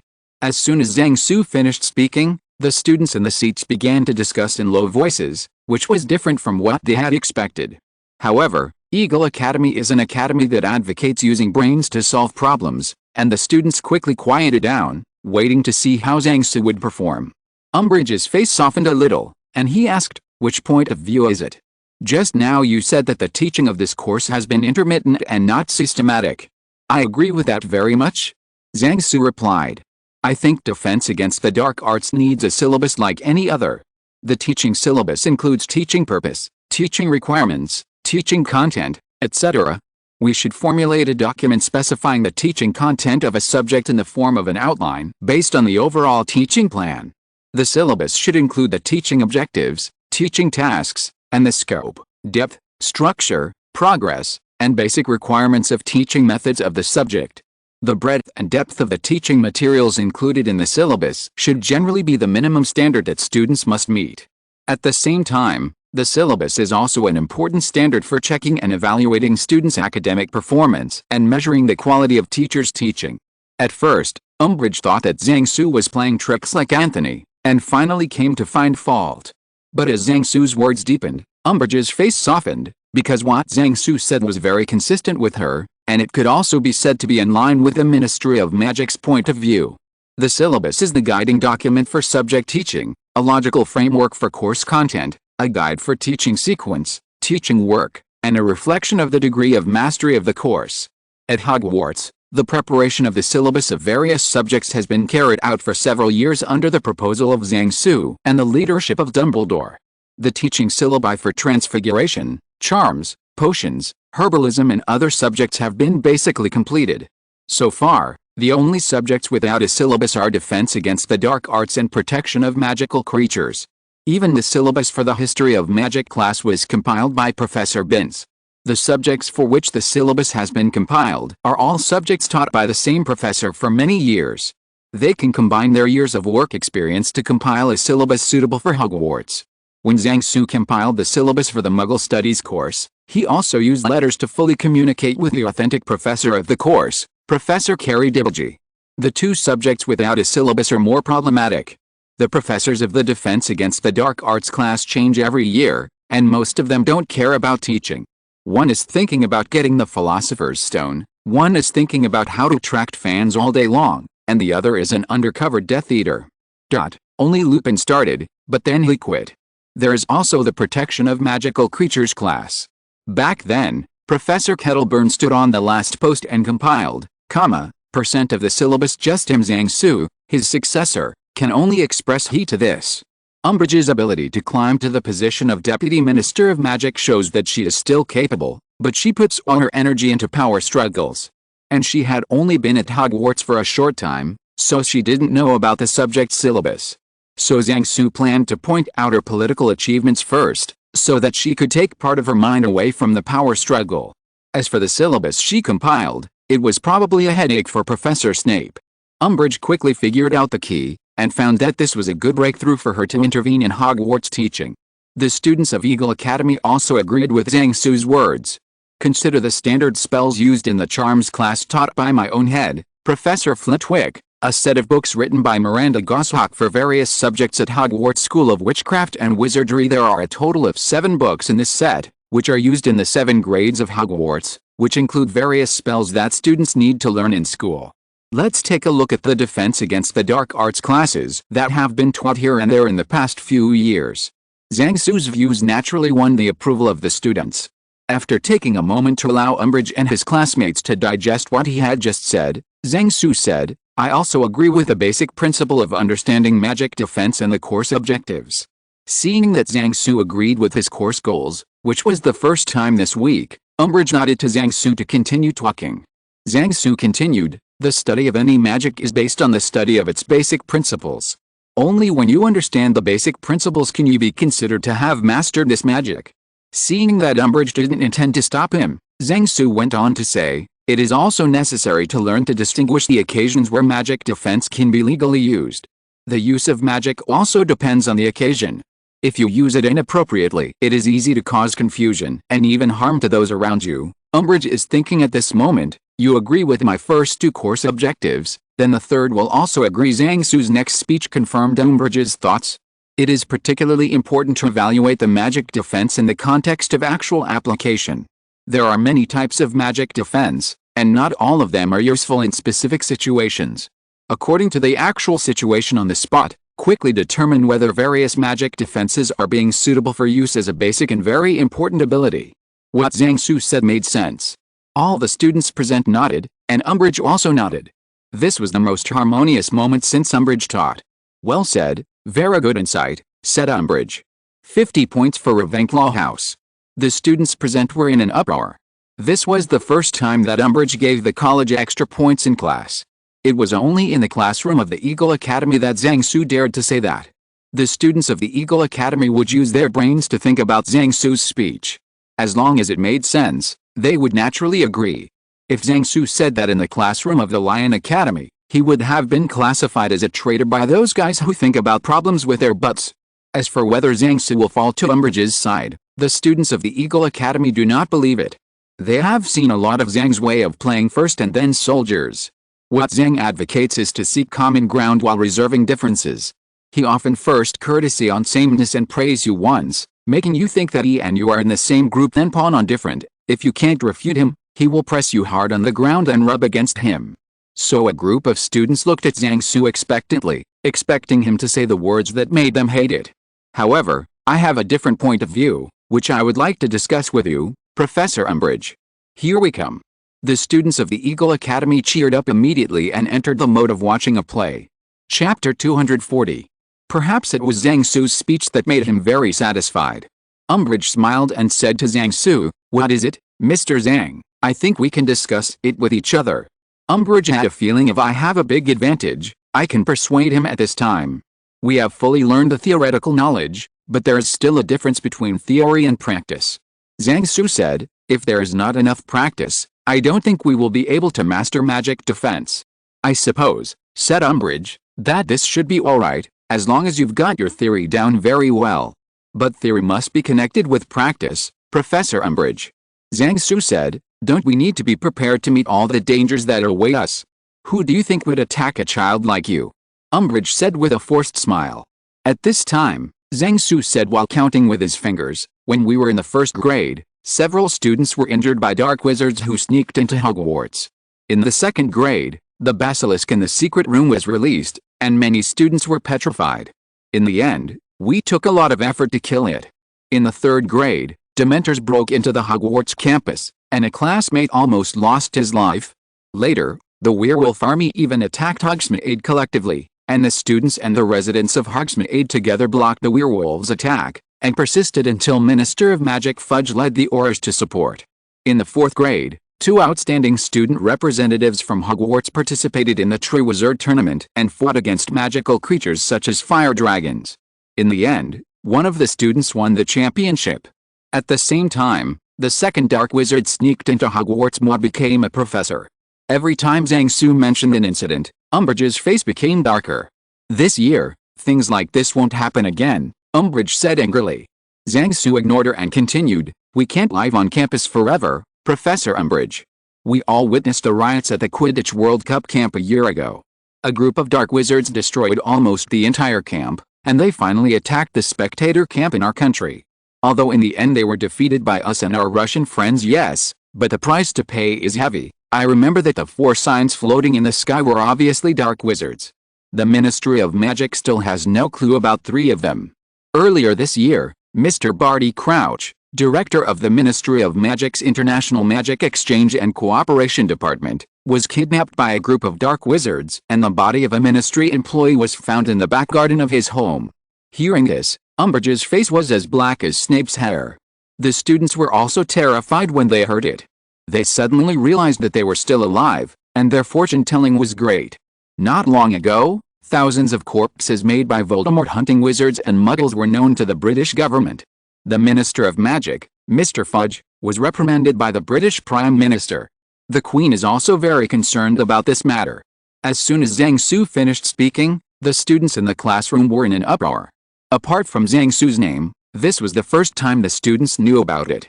Umbridge also opened her mouth wide in surprise, and now she regrets why Zhang Su had to say so much. The fact that Fudge was reprimanded by the Prime Minister was only known to those in the upper-level circle of the Ministry of Magic, but Zhang Su broke the news in public. Zhang Su didn't give Umbridge a chance to stop himself from speaking, but continued to break out violent news. "On the day of the final of the Triwizard Tournament, I believe that everyone did not see me, Professor Dumbledore and Harry Potter in the audience at the beginning. That was because Harry and I, because of a conspiracy by Voldemort, together kidnapped Durmstrang's headmaster, Karkaroff, used to be a Death Eater, and now he has rejoined Voldemort. The other day we went to place the Goblet of Fire in the middle of the maze, but Karkaroff turned the Goblet of Fire into a portkey ahead of time. When Harry touched the Goblet of Fire, I happened to be by his side, and at the last moment I pulled his robes. Then we were sent to Voldemort's presence. Later, I pretended to Voldemort negotiated procrastination so that Professor Dumbledore could come and rescue Harry and me before Voldemort killed me. Then, Professor Umbridge." Zhang Su finally looked into the eyes of the stunned Umbridge and said, "Can we only use theory to defend against Voldemort and Death Eaters?" After the students in the seats came back to their senses, they whispered to each other to discuss what Zhang Su said just now. They had seen the video of Voldemort's return, but this was the first time they heard the cause and effect from the person involved. Umbridge, who also came back to his senses, suddenly shouted hysterically, 20 points from Ravenclaw. The lie is a complete lie. If someone tells you that a certain dark wizard came back from the dead and came out again, it's nonsense. The Ministry of Magic can assure you that there will be no danger from any dark wizards. If you still have doubts, please do come to me after class. If someone scares you with a tale of dark wizards coming back from the dead, I'd love to hear it. As soon as you hear it, I am always ready to help you. Mr. Zhang. Starting this evening, at 5 o'clock, in my office, off Professor Umbridge, Zhang Su interrupted her. May I ask if your country has a tradition of confinement to treat those who tell the truth? If you think I am lying, I suggest that the Ministry of Magic will meet Voldemort the day those Aurors from the Falkland Islands came back to confront me. If your country punishes me for telling the truth, I am afraid that something unpleasant will happen to everyone. Zhang Su, who hadn't sat down yet, made a gesture with his right hand when he was talking, and then raised it slightly, almost to the level of his elbow. Several students who knew the meaning of this gesture suddenly exclaimed, and Umbridge immediately shut his mouth when he saw it. What Zhang Su typed out was the common gesture used by wizards in Europe when haggling over prices. His right hand gesture now means a price increase of 20.00%. If his right hand is raised above his elbow, it means that the price has been set. Umbridge and the knowledgeable students knew that Zhang Su played an extremely important role in the foreign trade activities between the magic circles of the two countries. When the two countries meet thousands of miles away, both buyers and sellers need a middleman that both parties can trust, and Zhang Su is the best choice. Now Hogwarts School of Witchcraft and Wizardry is still the British general agent who has monopolized the import of magic materials from the Far East. Especially in the past 2 years, Zhang Su has used his influence to expand the source of raw materials to Southeast Asia and the entire Northeast Asia. This further expanded Hogwarts' right to speak in the magic material import market. And the two names signed on this general agency contract, one is Dumbledore, and the other is Zhang Su. Except for Hogwarts, in the first 2 years, many businessmen in the two countries signed contracts in the form of exporter Zhang Su and importer. Then sell to others. So in theory Zhang Su can decide whether to raise the price of imported goods, and according to the agreement in the contract, October of each year is the day to determine the price negotiation for the second year. If Zhang Su insists on raising the price of all products by 20.00% at this time, the final result is very likely to cut off a few points and finally increase the price by more than 10%. If the upstream raises prices on a large scale, the pressure on downstream dealers will naturally increase. If those families that make money with Hogwarts know that Umbridge has caused their profits to drop significantly, they will throw Umbridge into Azkaban as a scapegoat. Let Zhang Su calm down and lower the price. It has become the first choice of these families. Umbridge realized that Zhang Su could not allow himself to abuse his power to punish ordinary students at will. If the other party also abused his power to retaliate against him, the impact would be unbearable for him. Umbridge's face turned pale when he figured it out. Please sit down, Mr. Zhang, said Umbridge dejectedly. Then she walked to the podium and said to the students, okay, please continue to read the 5th page of the textbook, The Basic Principles of Entry. Zhang Su, who returned to his seat, didn't say much, took out the course and read it. After coming to Hogwarts for so many years, he finally had a chance to pretend to be a face that is standard for traversers. Period. Chapter 241 Night Talk with Professor McGonagall. By lunchtime, what Zhang Su said in defense against the dark arts class had already spread among the students. The students agreed that Zhang Su drove Umbridge mad, because she first added 50 points to Zhang Su, and then deducted 20 points, leaving Zhang Su with a net gain of 30 points. In the afternoon, there was the last defense against the dark arts class of the week, and the 7th-year students of the Eagle Academy who were about to start the class began to plan how to give Umbridge another hard blow in class. However, these students were destined to be disappointed, because Umbridge's hands were suddenly seriously injured during lunch. After the treatment in the school infirmary was ineffective but aggravated the injury, she had already asked for leave to receive treatment at St. Mungo's Hospital for magical injuries and sickness. At the same time, Harry and the others found that the wound on their hand healed suddenly.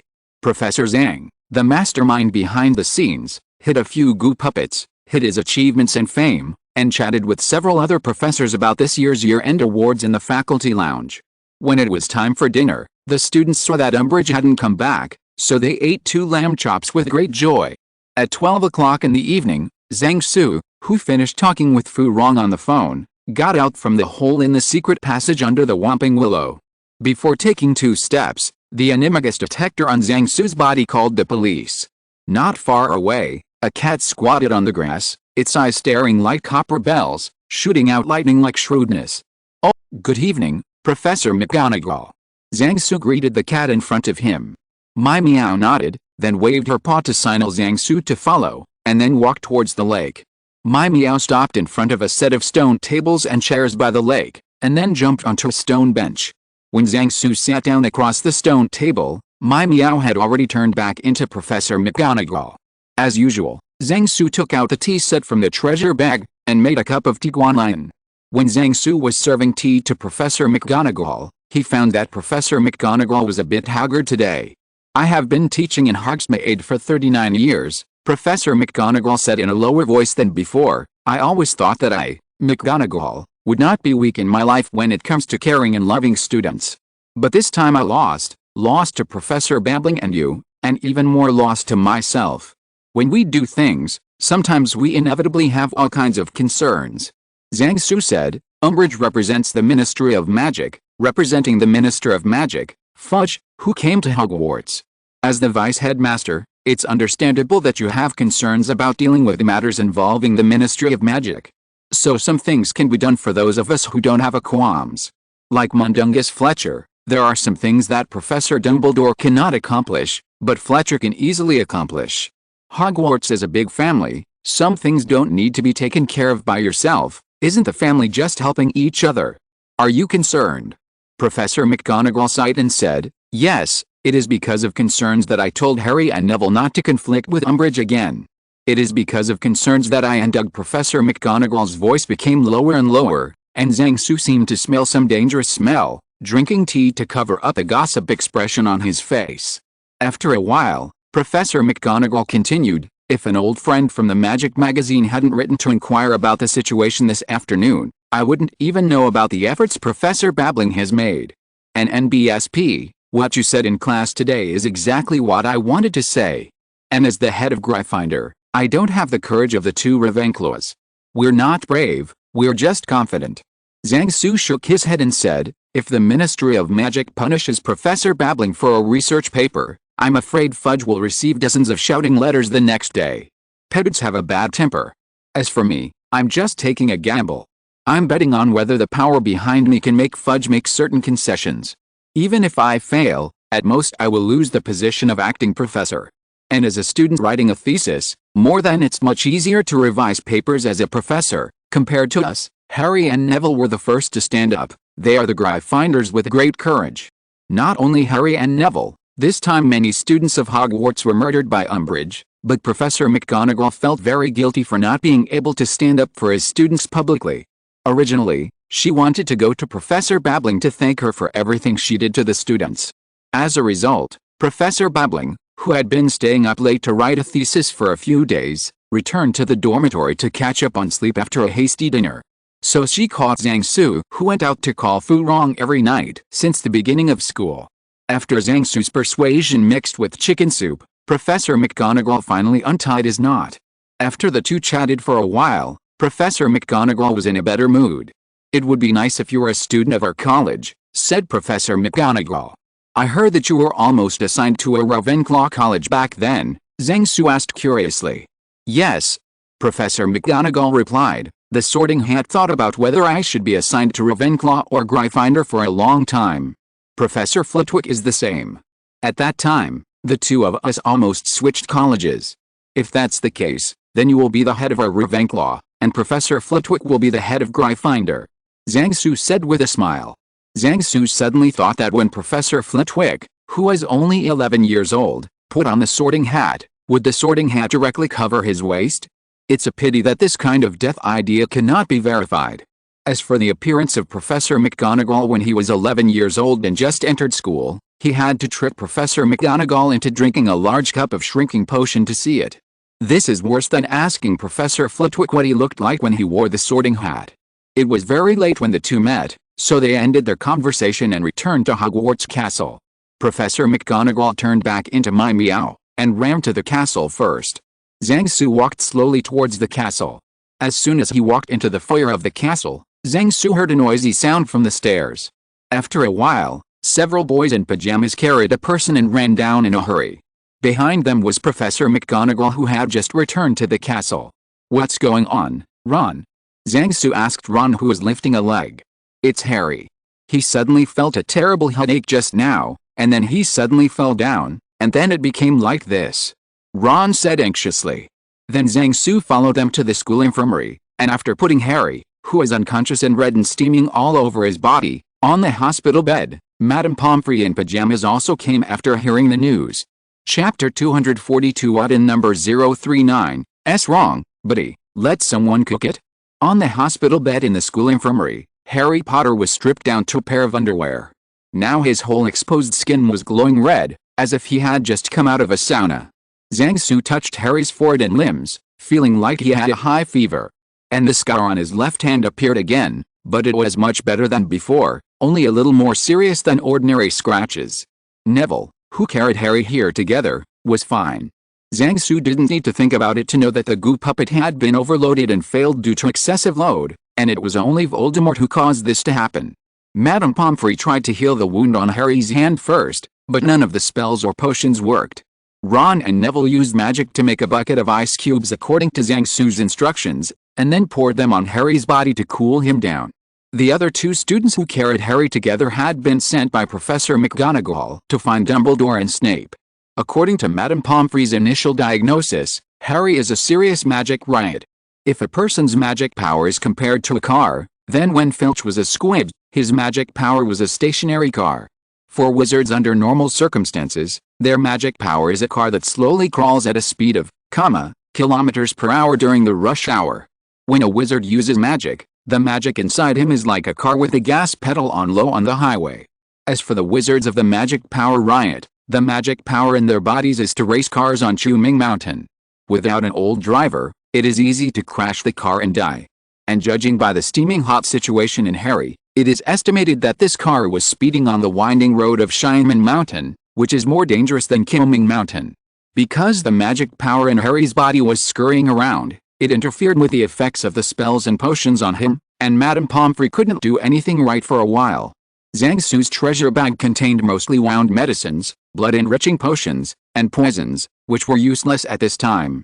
Soon, Professor McGonagall got the news that Dumbledore and Snape were not at Hogwarts. Professor McGonagall can only call all the professors who are still useful at Hogwarts, and everyone will work together. Zhang-Su couldn't help with this kind of thing. He could only try his best to cool down Harry with Ron and Neville, otherwise, let Harry have such a high fever, and he will become a double yellow fried eggman in a short time. Instructing Ron and Neville to freeze Harry's work, Zhang-Su picked up Harry's glasses from the bedside table and walked out of the ward. In the corridor, seeing no one around, Zhang-Su put on those glasses. "Don't spit out the durian skin if you eat durian, and spit out the durian skin if you don't eat durian," Zhang-Su whispered to Harry's glasses. The sound of ding glasses came directly into Zhang-Su's ears from the legs of the glasses. "Confirm the key, and open the system with the highest authority." "Is it you? What's the matter with Zhang?" asked Duncan Bridor in the glasses. "Emergency, Professor," Zhang-Su said to the old man in the glasses. "Harry's magical power suddenly violently rioted, and ordinary treatments are useless. Do you have any good solutions?" Then Zhang-Su told Grandpa Gandalf about Harry. "Wait a while, I'll check," said Grandpa Gandalf.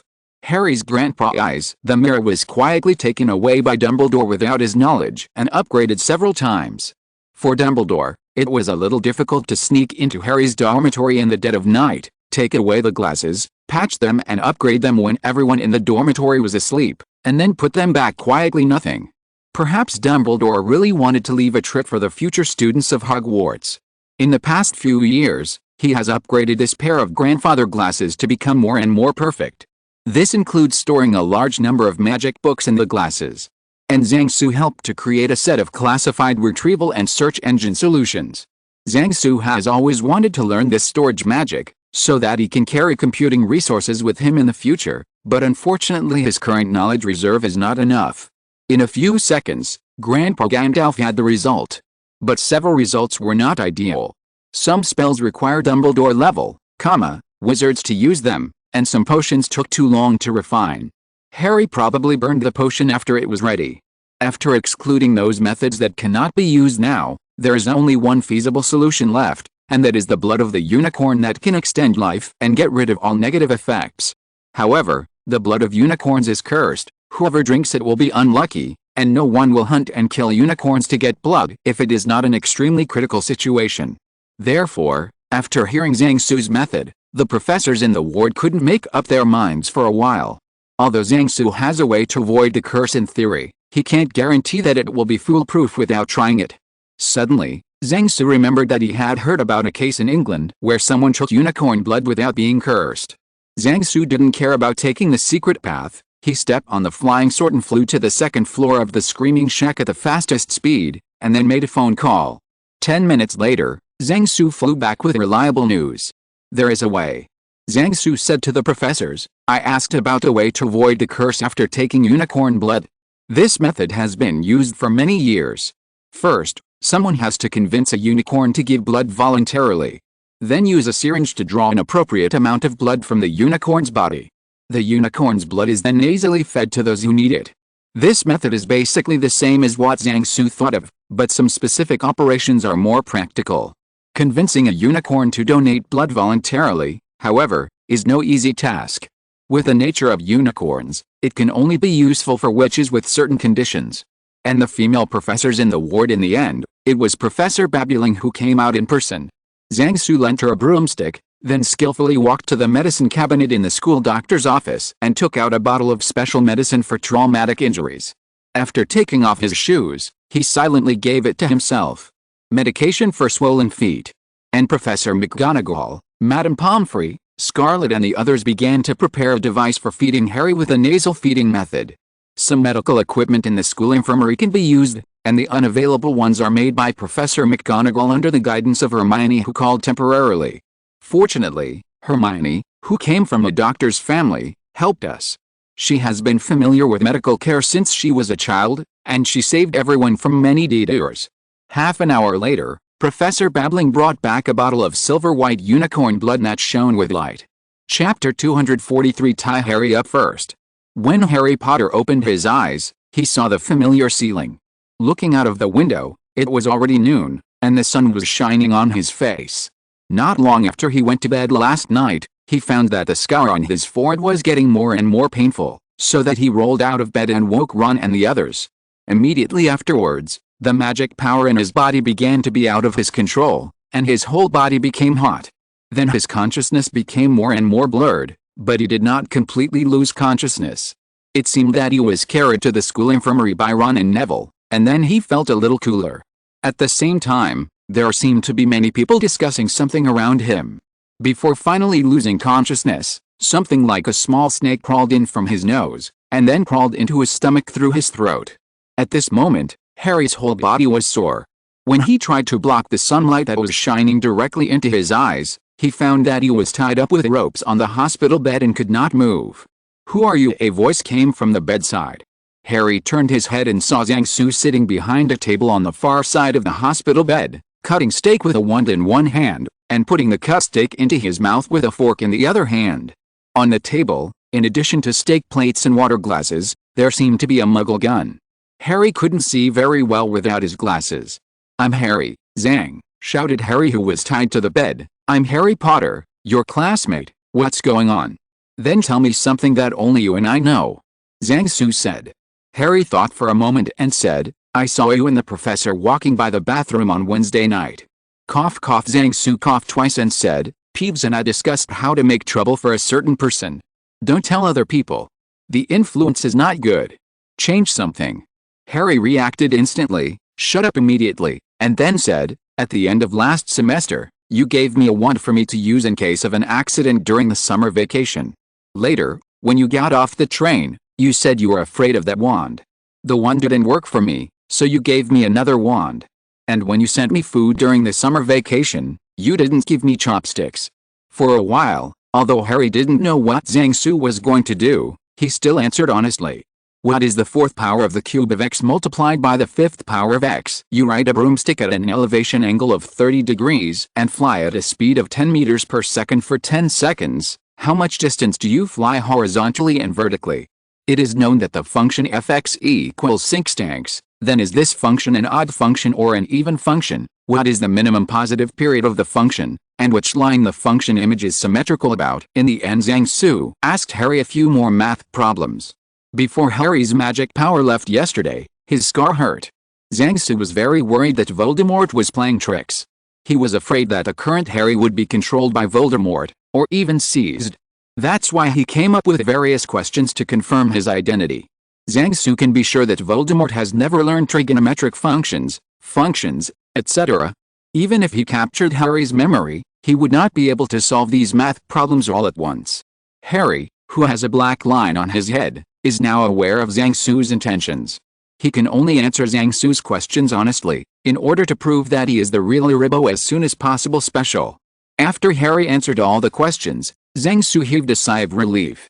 Seeing Zhang Su heaving a sigh of relief, Harry himself relaxed too down. Harry was speechless at the moment. He had given up resisting and let Zhang Su toss about. Okay, let's go to the last step.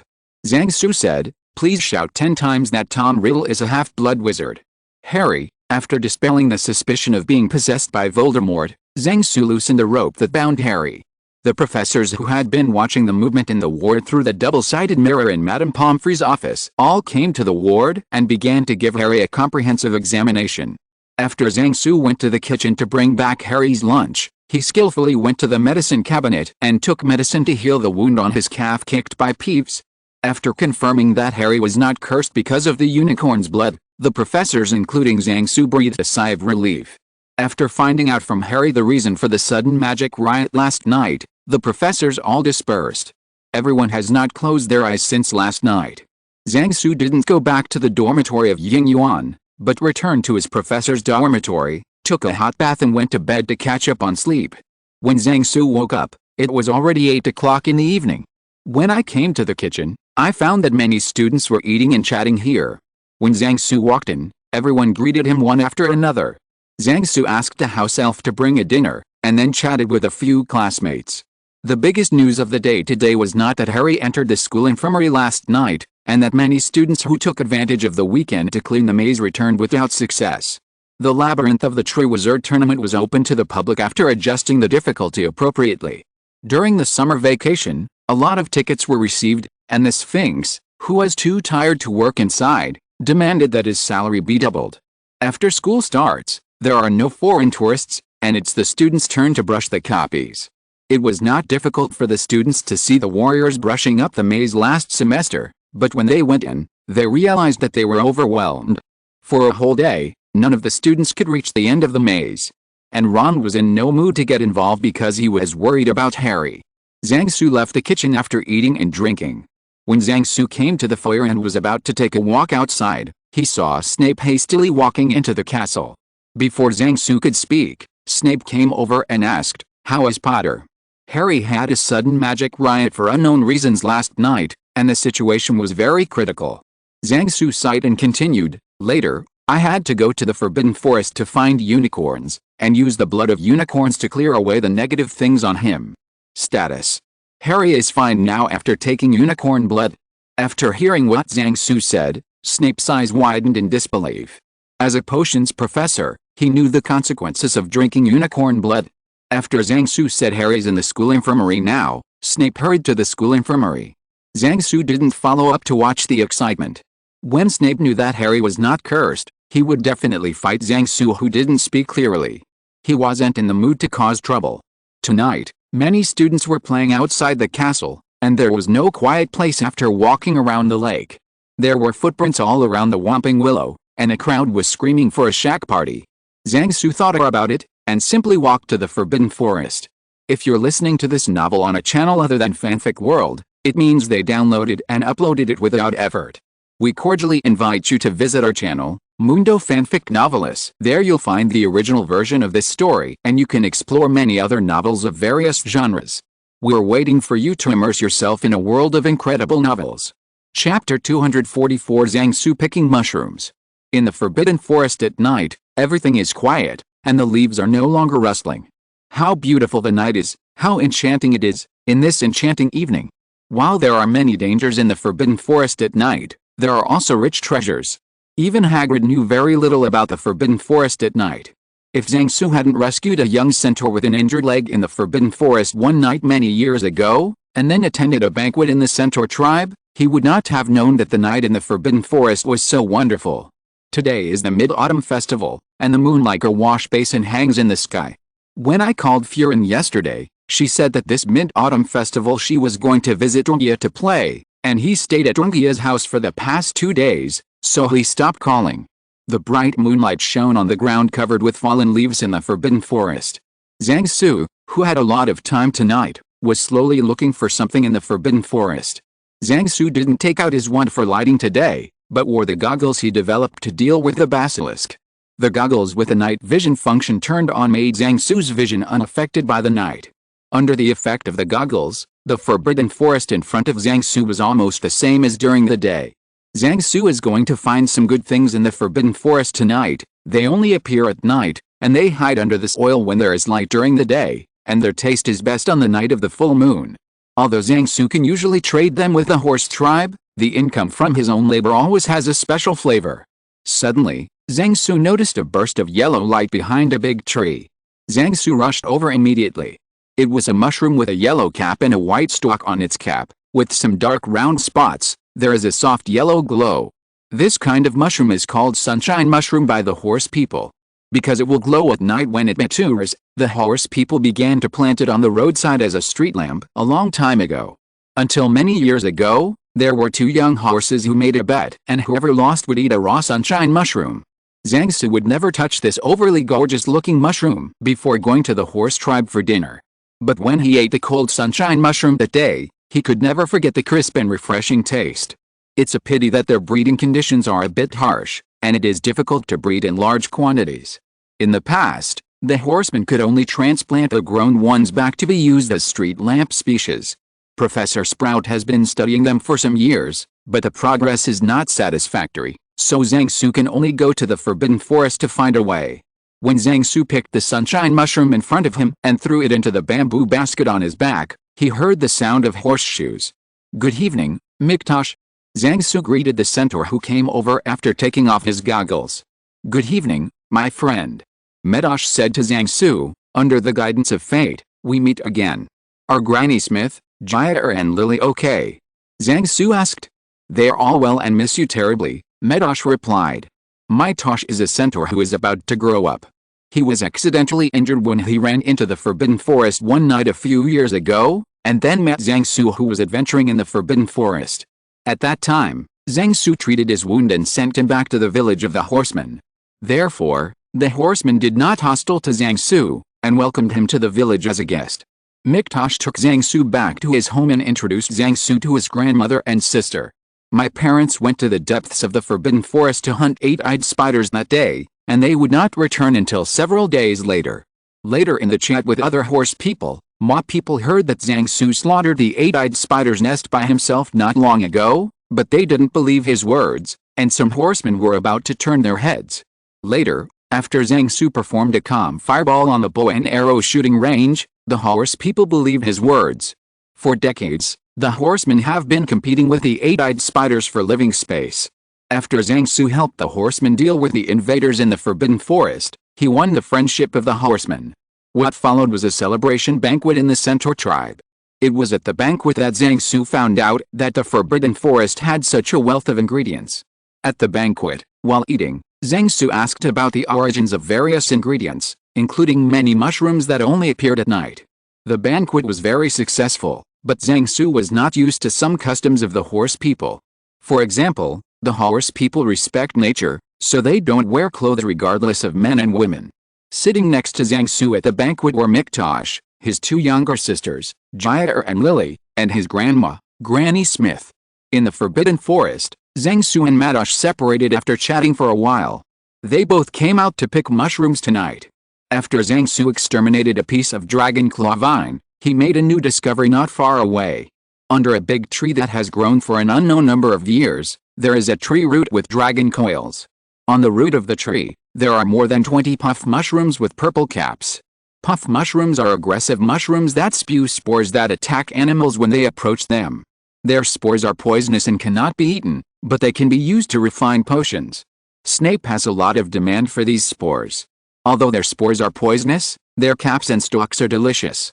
Small puff mushrooms that are less than 10 centimeters high are suitable for stir-frying, while large puff mushrooms that have grown to a height of nearly, centimeters are suitable for chopping and making meat sauce.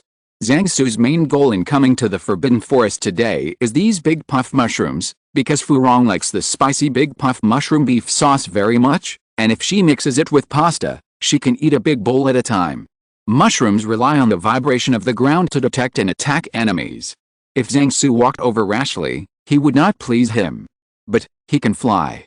Zhang Su, who had been prepared for a long time, squatted on the flying sword, flew to the sky above the puff mushroom group, and then opened a small bag, covering each large and small puff mushroom from top to bottom. After spraying all the spores of the puff mushrooms, Zhang Su picked them up, took the puff mushrooms out of the bag and put them into bamboo baskets, and put the spores in the bag away. Like the horseman, Zhang Su only picked, % of the puff mushrooms in this area, and did not collect the spores scattered on the ground, in order to be able to pick them again in the future. After walking around in the Forbidden Forest, Zhang Su picked up a dozen sun mushrooms, and a basket full of large and small puff mushrooms. In addition, Zhang Su's greatest achievement was picking an extremely precious charm mushroom, which is said to have the same function as the Imperious Curse. As for the explosive destruction mushroom that Madosh had always asked him to be careful of, Zhang Su hadn't seen it for so many years. It is said that when the black mushroom matures, it explodes violently when touched by other animals, spreading the spores at the same time. In the past, once the horse people found this kind of destruction mushroom in the Forbidden Forest, they transplanted it to the eight-eyed spider's territory before they were mature. The explosion power of a mature destruction mushroom is enough to kill an eight-eyed spider that steps on it.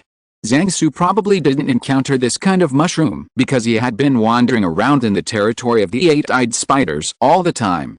The eight-eyed spiders had trampled all the destruction mushrooms. Otherwise, he would like to plant a large area of these destruction mushrooms around Malfoy's house. Chapter 245. Hey, there are some things that you think the author will develop into what you think? After returning to Hogwarts Castle, Zhang Su, who had a big harvest tonight, immediately ran to the kitchen and began to process the mushrooms. In the kitchen, Zhang Su met Harry, who had just been discharged from the hospital. He was eating supper with Ron, Hermione, and Ginny. When Zhang Su sliced 2 sun mushrooms and mixed them with sesame oil to congratulate Harry on his discharge, Harry told Zhang Su that Dumbledore had returned to Hogwarts just now. Zhang Su estimated that Laodang would ask him about Harry's situation, but at present, the spicy mushroom beef sauce is the most important. Discounted. So Zhang Su decided that if Laodang didn't come to him tonight, he would not go to Laodang, and he would deal with the harvest tonight first.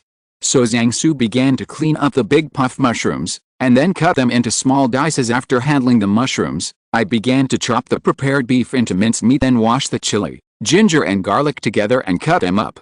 After making preparations, Zhang Su asked the house elf for a pot, added oil, put beef mince in it, and boiled it on the fire until there was no water left. Next, put the diced mushrooms, and boil until the water is almost gone. Then put chili, ginger, garlic and seasonings, and cook until the color turns dark. Turn off the heat when there is no water, and then put in the sesame seeds fried by Dobby just now. Finally, put it into the prepared bottle while it is hot and seal it, and the spicy mushroom beef sauce is done. By tomorrow, I can entrust Dobby to the Owl Post Office in Hogsmeade to post them to London, and then forward them back to China. After packing all the spicy mushroom beef sauce, Zhang Su ignored Harry, who was telling his friends that he had seen hell tonight, and went back to the dormitory alone. After Professor Snape, who thought Harry was cursed by unicorn blood, came to the ward, his behavior made Harry think that he was cast by the Imperious Curse by the Death Eaters, or was transferred like Moody. Tired from walking around in the Forbidden Forest tonight, Zhang Su went back to the professor's dormitory in order to get a good night's sleep on the weekend. As soon as he entered the dormitory, there was a sound of breaking wind. There is an ambush. Zhang Su jumped to the side, dodging a kick from behind. Hey, stop, don't think that I dare not fight back. I'm even afraid of myself when I become fierce, Zhang Su said while avoiding the life-threatening series of kicks. Just kick you to death before you fight back. Scarlet said, who told you to say that kind of misleading thing last night? Both McGonagall and Flitwick came to me tonight, hinting that I told me not to attack the students at school. I'm just saying that it's useless for you to find unicorns. They won't talk to you. That's true. Zhang Su hid behind the sofa and said, "If you want to blame this, blame your ancestor Slytherin. He is the one who cursed people indiscriminately, and I will not bear the blame." "You won't shut up. Once babbling and I go out, I can't fish in the Forbidden Forest," Scarlet said while looking for something that could be used as a weapon in the living room. "Wouldn't it make them think that I'm the same as them by saying that in front of those married women? Why do you still touch my head when you say it? Because you're afraid they won't misunderstand enough." Zhang Su thought about it. Maybe this matter is really what Scarlet said.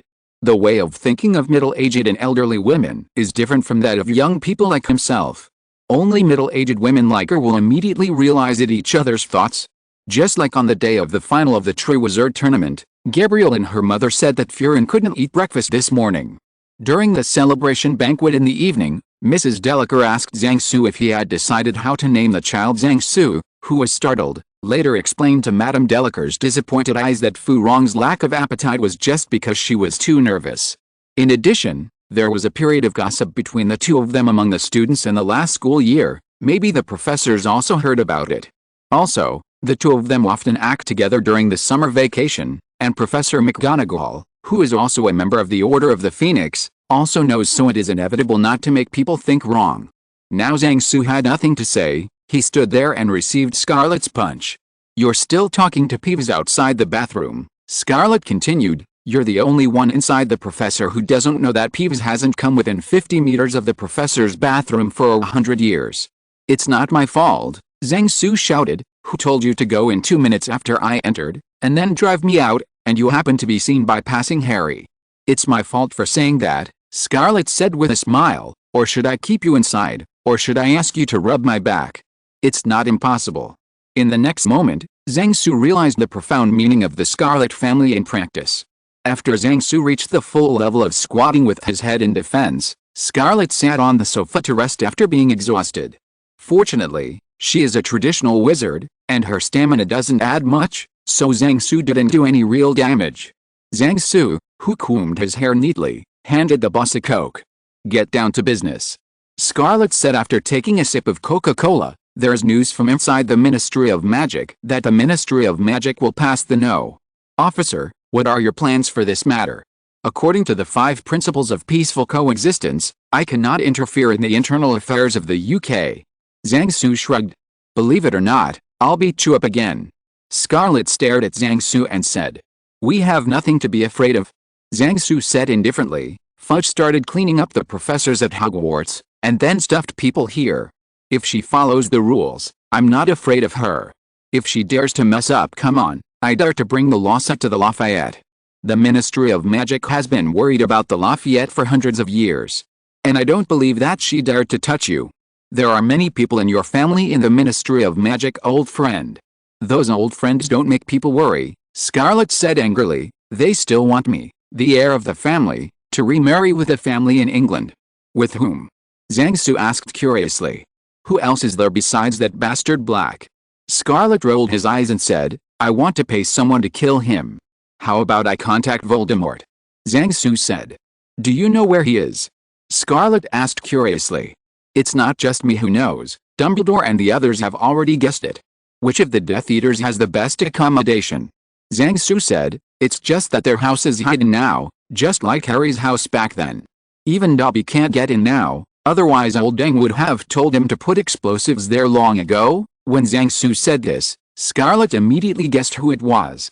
If it weren't for the unspoken rule that the British wizarding world has struggled for thousands of years not to harm Hogwarts students, Draco Malfoy would have been dragged to feed Veritaserum long ago. In the story, after the Death Eaters took control of Hogwarts, the anti-thief families like Ginny and Neville were still alive and kicking in Hogwarts. The Ministry of Magic asked Umbridge to conduct such an investigation, and Hogwarts will be in a mess. Scarlet said helplessly. "Let them have the last madness, they won't be jumping for long." Zhang Su said. "How about I just go and help Umbridge? It looks like fun." Chapter 246 Voldemort Killing Insects. On Sunday, Zhang Su slept until lunchtime. While having lunch, Zhang Su saw that Dumbledore did not appear on the professor's seat in the cafeteria again. After dinner, Zhang Su was called to the office by Snape with a cold face. Snape's temper was very bad today, and it was difficult for Zhang Su to communicate with him. During nearly an hour of communication, Zhang Su got the news he most wanted at present from Snape. Harry's magic riot that night was indeed related to Voldemort, and it was also related to Zhang Su. Voldemort has been in the rivers and lakes for so many years, and he thinks he is not weaker than others, except for Lao Dang, who has profound attainments in magic. As Voldemort's subordinates, Death Eaters can also be called a wealth of talents. People only focus on the ferocity of the Death Eaters, often ignoring their magic level. Take 2 chestnuts. A Snape, the achievement of potions is among the best in England. Before graduating from school, he began to improve the refining process of potions, and research and innovations have emerged in an endless stream over the years. A Karkaroff, who escaped from England that year, went to Durmstrang, which is famous for its black magic, and finally became the headmaster. He was on an equal footing with Dumbledore at the administrative level. If Zhang Su hadn't reflected on this incident, he would have subconsciously ignored the background of Voldemort and the Death Eaters. After Voldemort regained his body this time, it can be said that he is in better health. He eats delicious food, his waist is no longer sore, his legs are no longer painful, and he can walk with strength. He can go up to the 5th floor without apparating.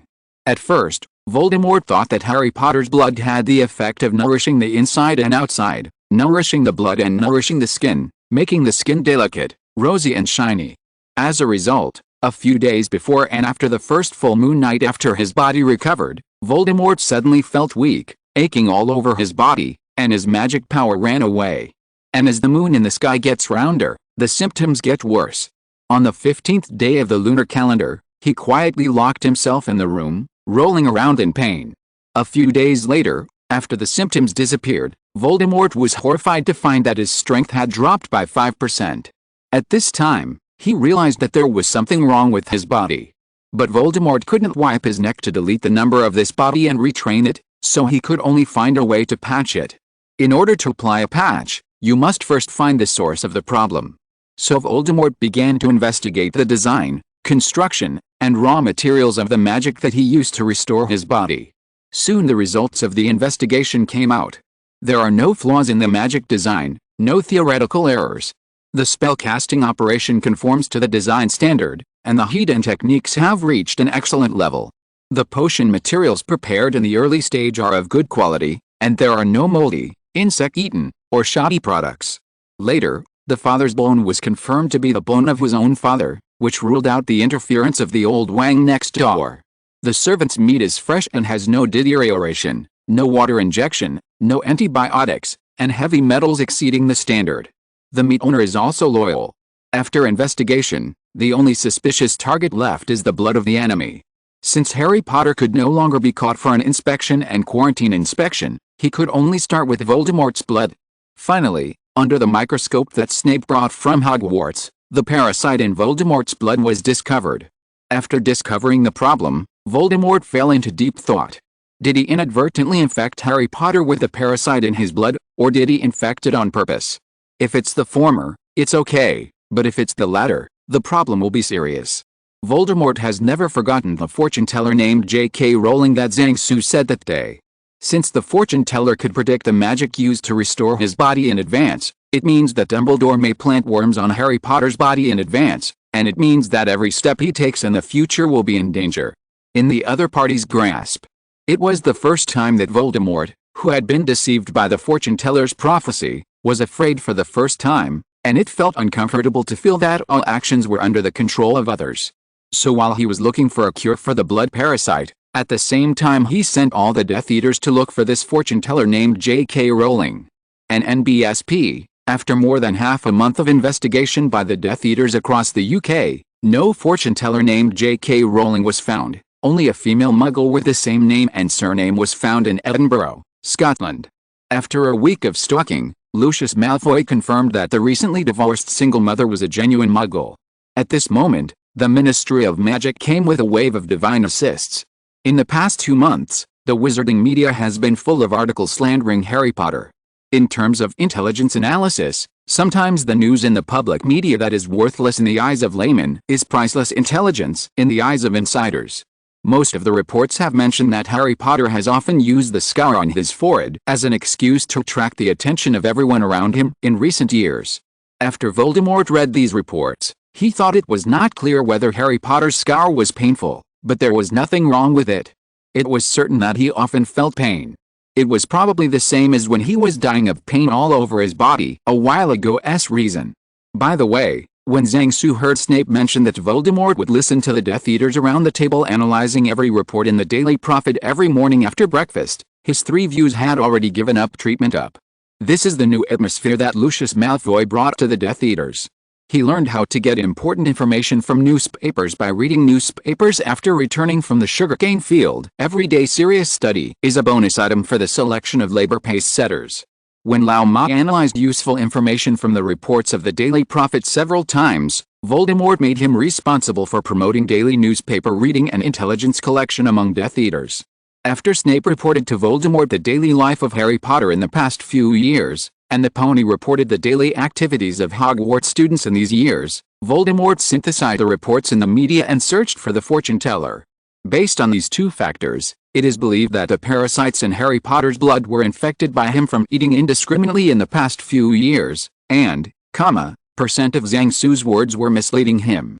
Voldemort heard from Pony and Karkaroff that Zhang Su had a close relationship with many of Durmstrang's students, and it could not be ruled out that he learned about this magic from Durmstrang's students. This magic is mentioned in Durmstrang's restricted area. Students who can participate in the Triwizard Tournament candidates are basically eligible to read in the restricted area. Having discovered the cause of the problem, Voldemort set about healing himself. Without a targeted antidote, the parasitic goo worms in the blood can only be eliminated through violent means. But the potion that can poison goo worms can also destroy the red blood cells, white blood cells and platelets in the human blood at the same time. It is equivalent to throwing a grenade next to the gangster who has taken the hostage. Whether it succeeds or not depends on which of the hostages and the gangster is more faithful.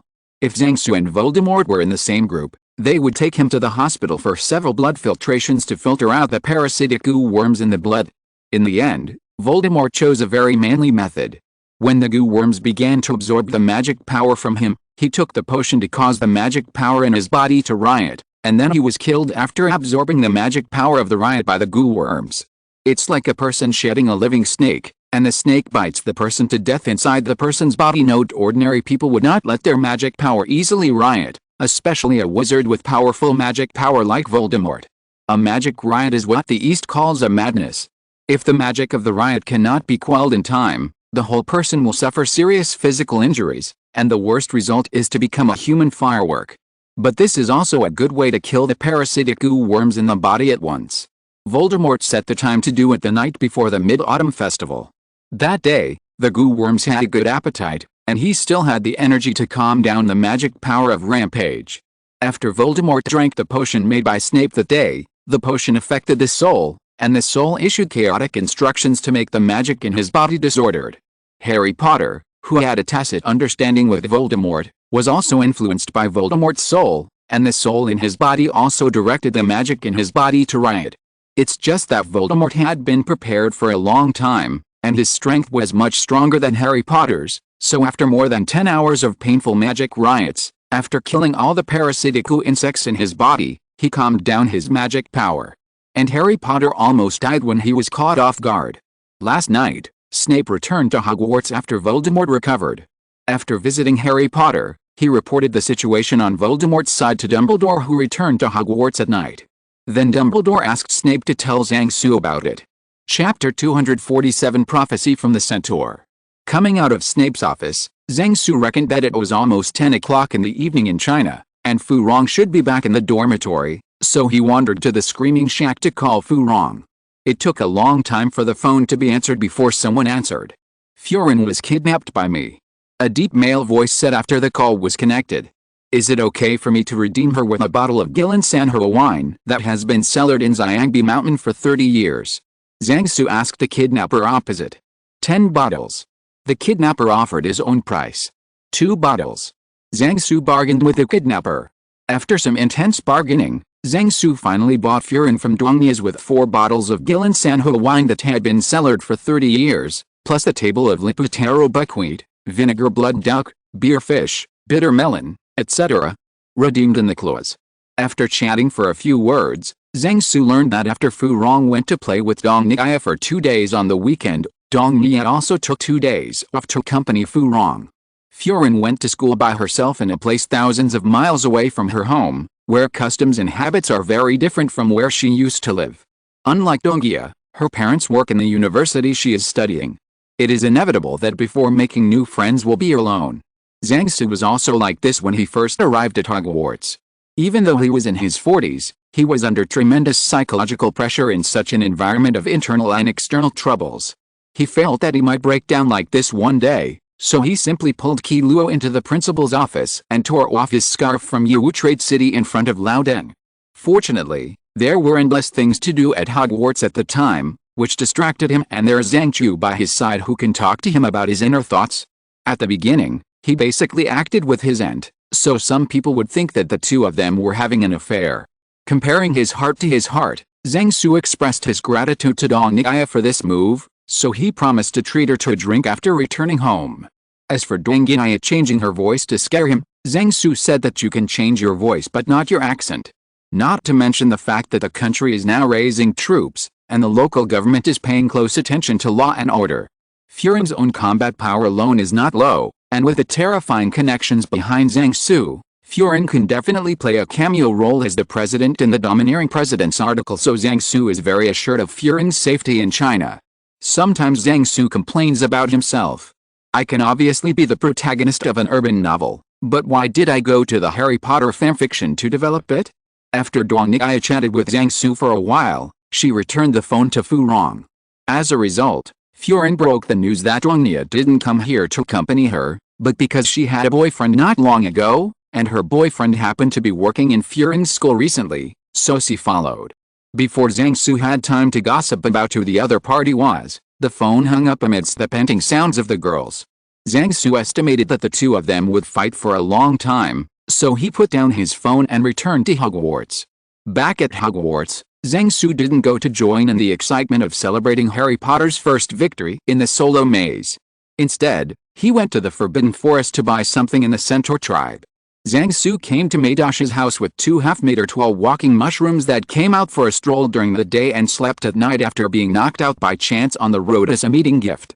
Madash is ready to become an adult, and now he spends most of his time with his parents in the depths of the Forbidden Forest to study for future work. His grandmother and old sisters have afternoon tea, only his 2 younger sisters Jia and Lily is here.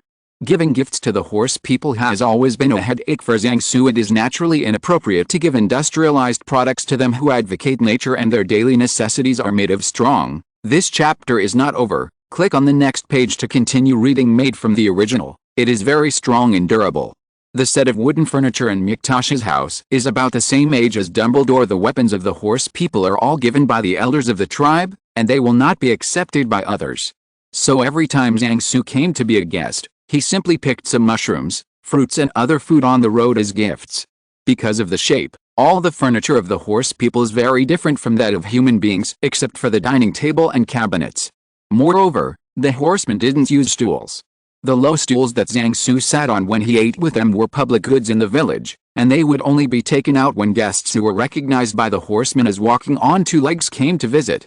Because Zhang Su would come to Madash's house as a guest in 2 or 3 months, he simply put a low stool in their house. Every time Zhang Su looked at that rough and ancient wooden low stool, he wondered whether a certain founder of Hogwarts had sat on it.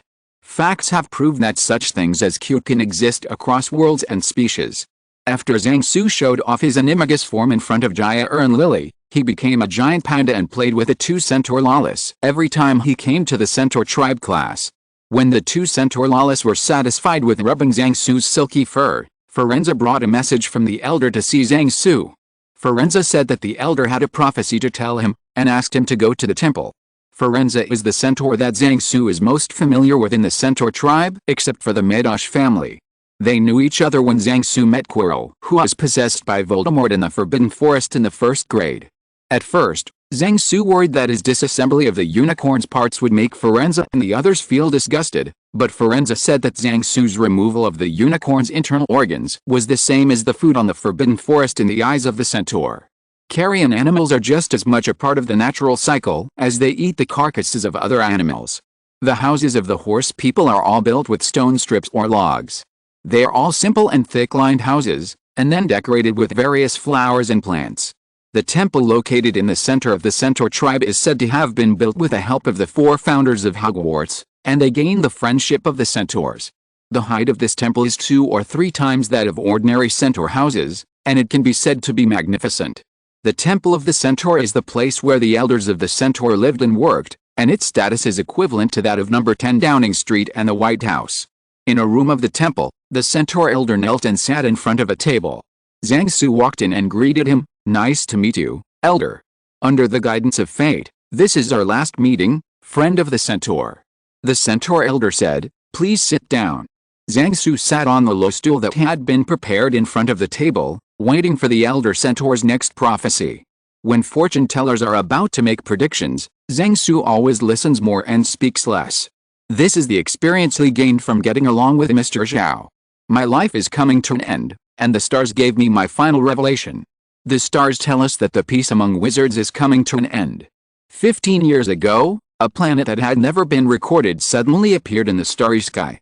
This planet appeared and sometimes hid in the sky. 4 years ago, this planet moved behind Mars, which could bring war, and never appeared again. Since then, Mars has shone brighter and brighter. War, a war more intense than a wizard war is coming. And the centaur tribe will face a choice in this war." Chapter 248. The stars in the sky withered, the wizards on the ground shed tears. Divination is a very profound knowledge. The threshold of mastery depends on the fate. The branch subjects are complicated, and it is easy to understand but difficult to master. Divination is not something that any wizard can learn. People without talent can only dawdle in divination classes. Hogwarts originally did not intend to train all students to become fortune tellers, and setting up fortune-telling classes was just casting a wide net. Except for Parvati Patil from the Lion Academy, Zhang Su's classmates in this year have never heard of anyone else discovering a talent for divination in the divination class. Even her twin sister Padma Patil knew, coupled with the fact that Zhang Su, who didn't choose courses, and who mainly relied on spoilers for divination, this year's students were only half-talented wizards in divination.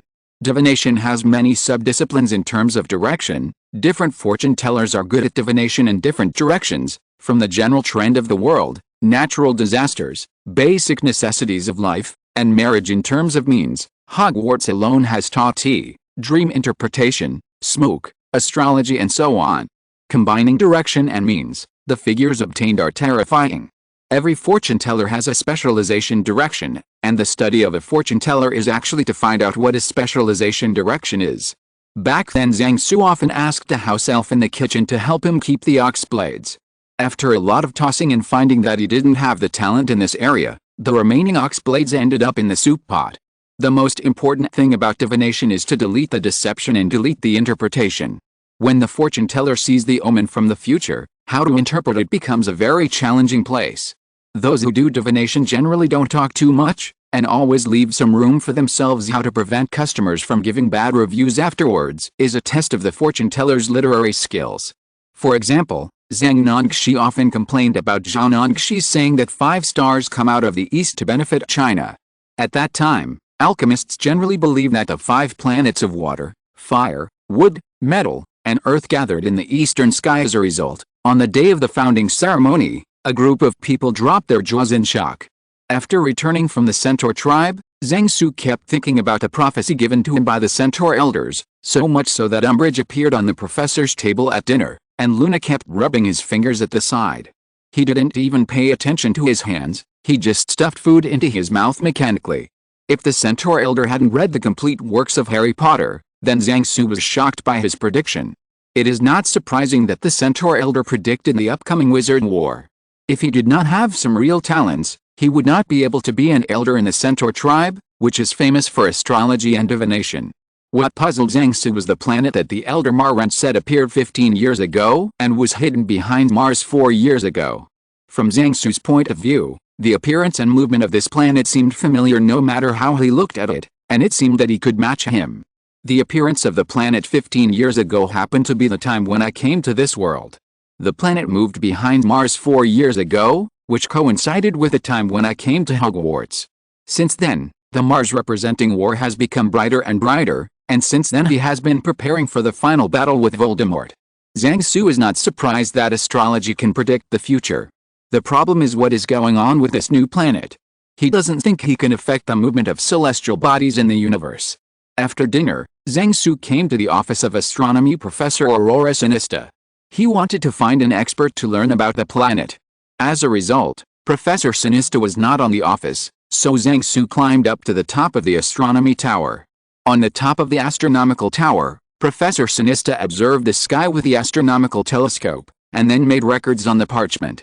Zhang Su waited quietly for more than an hour, and did not go up to say hello until Professor Sinista put away the parchment. "Good evening, Professor Sinistra." "Good evening, Zhang," Professor Sinistra replied. "Sorry to keep you waiting." "It's okay," Zhang Su said. "I have a question about the planets." "Okay, come to my office." This chapter is not over. Click on the next page to continue reading, said Professor Sinista. It is estimated that for the convenience of Professor Sinista's work, the office of the astronomy professor comes down from the top of the tower. The two sat down on the sofa, and there were 2 cups of coffee that Professor Sinista had just brewed on the coffee table. "Professor Sinista, I got a prophecy from the centaur not long ago. A planet suddenly appeared in the starry sky 15 years ago. This planet moved behind Mars 4 years ago. Do you have any records about this planet? Is it?" Zhang Su asked. After hearing Zhang Su's question, Professor Sinista thought for a while and said, "You are asking that naughty ghost?" "Naughty ghost?" Zhang Su asked curiously. "Yes." Professor Sinistra entered the lecture mode. 15 years ago, wizards and centaurs who observed the starry sky discovered it. It's just that it is very naughty. At first, because it was moving very fast and the starlight was very bright, everyone thought it was a shooting star. But over the next few days, it reappeared. Because it only appears for a short time each time, some people once thought it was a new satellite of the Earth. But if the Earth has a new satellite, it is impossible that there will be no signs before that, and a new asteroid will come before the Earth. It could be seen. In the following days, new observations were made about it. Its brightness is not fixed. Sometimes it gets darker and sometimes it gets brighter. During that time, 80.00% of the articles in Star magazine were about it. I don't remember who gave it the nickname Naughty Ghost in the article.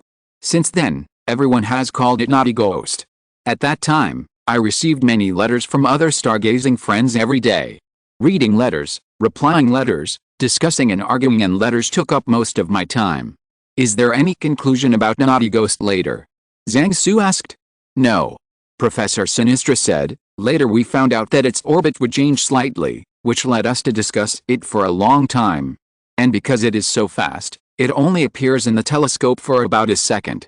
No wizard has been able to see it clearly for so many years.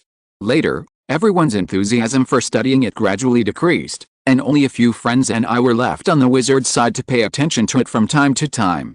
Then it never appeared after running behind Mars 4 years ago. Zhang Su asked again. It didn't run behind Mars, but it was preparing to stop reflecting sunlight to the Earth when it flew in front of Mars. Professor Sinista said after drinking the remaining coffee in his cup in one gulp. Zhang Su raised a question mark, waiting for Professor Sinista's explanation. Zhang, if you hadn't come to Hogwarts, then we would never know the true face of the naughty ghost. Professor Sinista said after sighing. Zhang Su thought for a while, and a guess suddenly appeared in his mind that made him shout lying grass.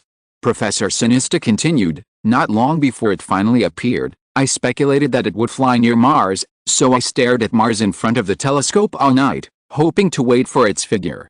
And then I made it, and in a fraction of a second I saw it and drew it.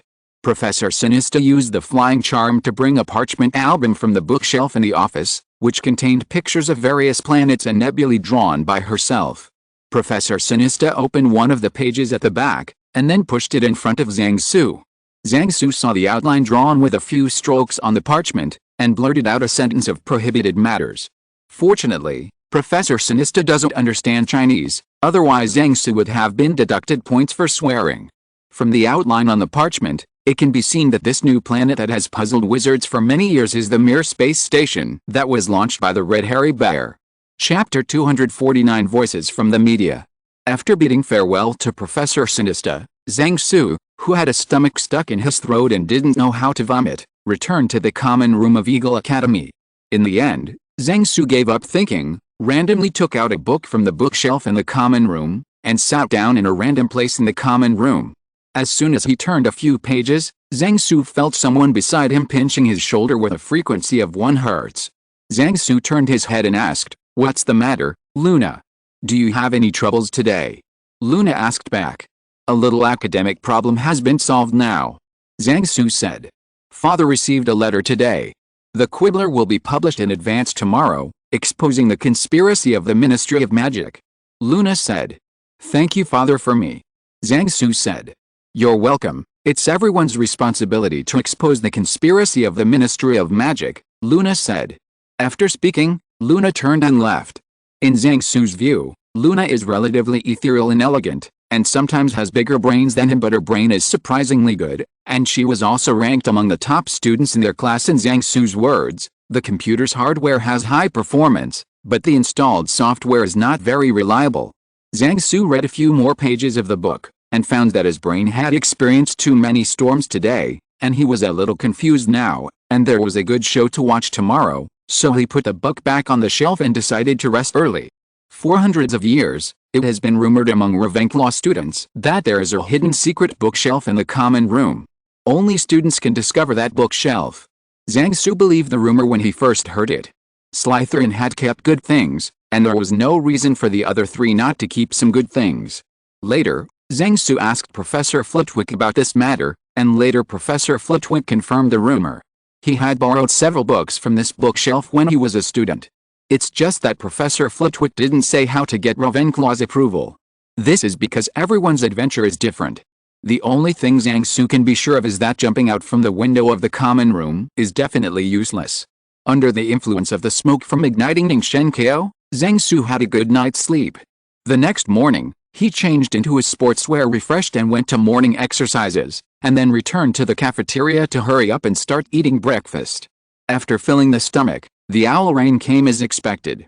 4 owls landed in front of Zhang Su, and they respectively brought 3 magazines and supplements: the Daily Prophet, Magic, Quibbler, and Youth Magazine News Supplement. The Magic magazine is one of the most authoritative comprehensive magic academic journals in the British magic world, and even in the European magic world. The research results it publishes have attracted attention from all over Europe. The magazine was originally published on the second weekend of each month. The editor-in-chief of the magazine is somewhat related to the Scarlet family, so after receiving a letter from Scarlet, he decided to postpone the issue by 1 day on the grounds of printing equipment failure. As the direct media of Hogwarts, the youth magazine prepared a supplement with full force.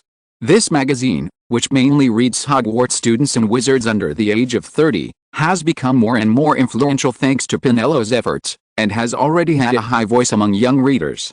Especially when Rita Skeeter kept publishing articles to discredit Dumbledore and Harry Potter on the Daily Prophet, a reporter named Miranda Richardson wrote an article in the youth magazine to refute, and, "This chapter is not over. Click on the next page to continue reading." In the War of Words with Rita Skeeter, he won the unanimous praise of a large number of Hogwarts students and fresh graduates. Not to mention the anti-ministry magazine, the old-fashioned magazine. But its content was so flamboyant that all but a few wizards read it as a humorous pastime, so that the Ministry of Magic didn't even bother to check his water meter. And this time, she was able to besiege Guangmingding together with several other sects, and Luna's father even directly moved into the magazine office. The most eye-catching thing today is a series of reports on the Daily Prophet. The headlines are that the Ministry of Magic seeks education reform and that Dolores Umbridge is appointed as the first senior inquisitor.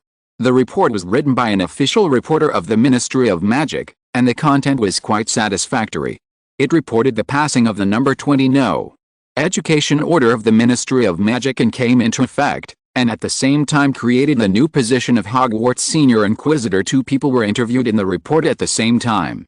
Assistant Minister Percy Weasley said in an interview, "The minister has been increasingly uncomfortable with the state of Hogwarts for some time. He has acted after listening to the concerns of parents who feel that the school seems to be going in a direction they don't really approve of."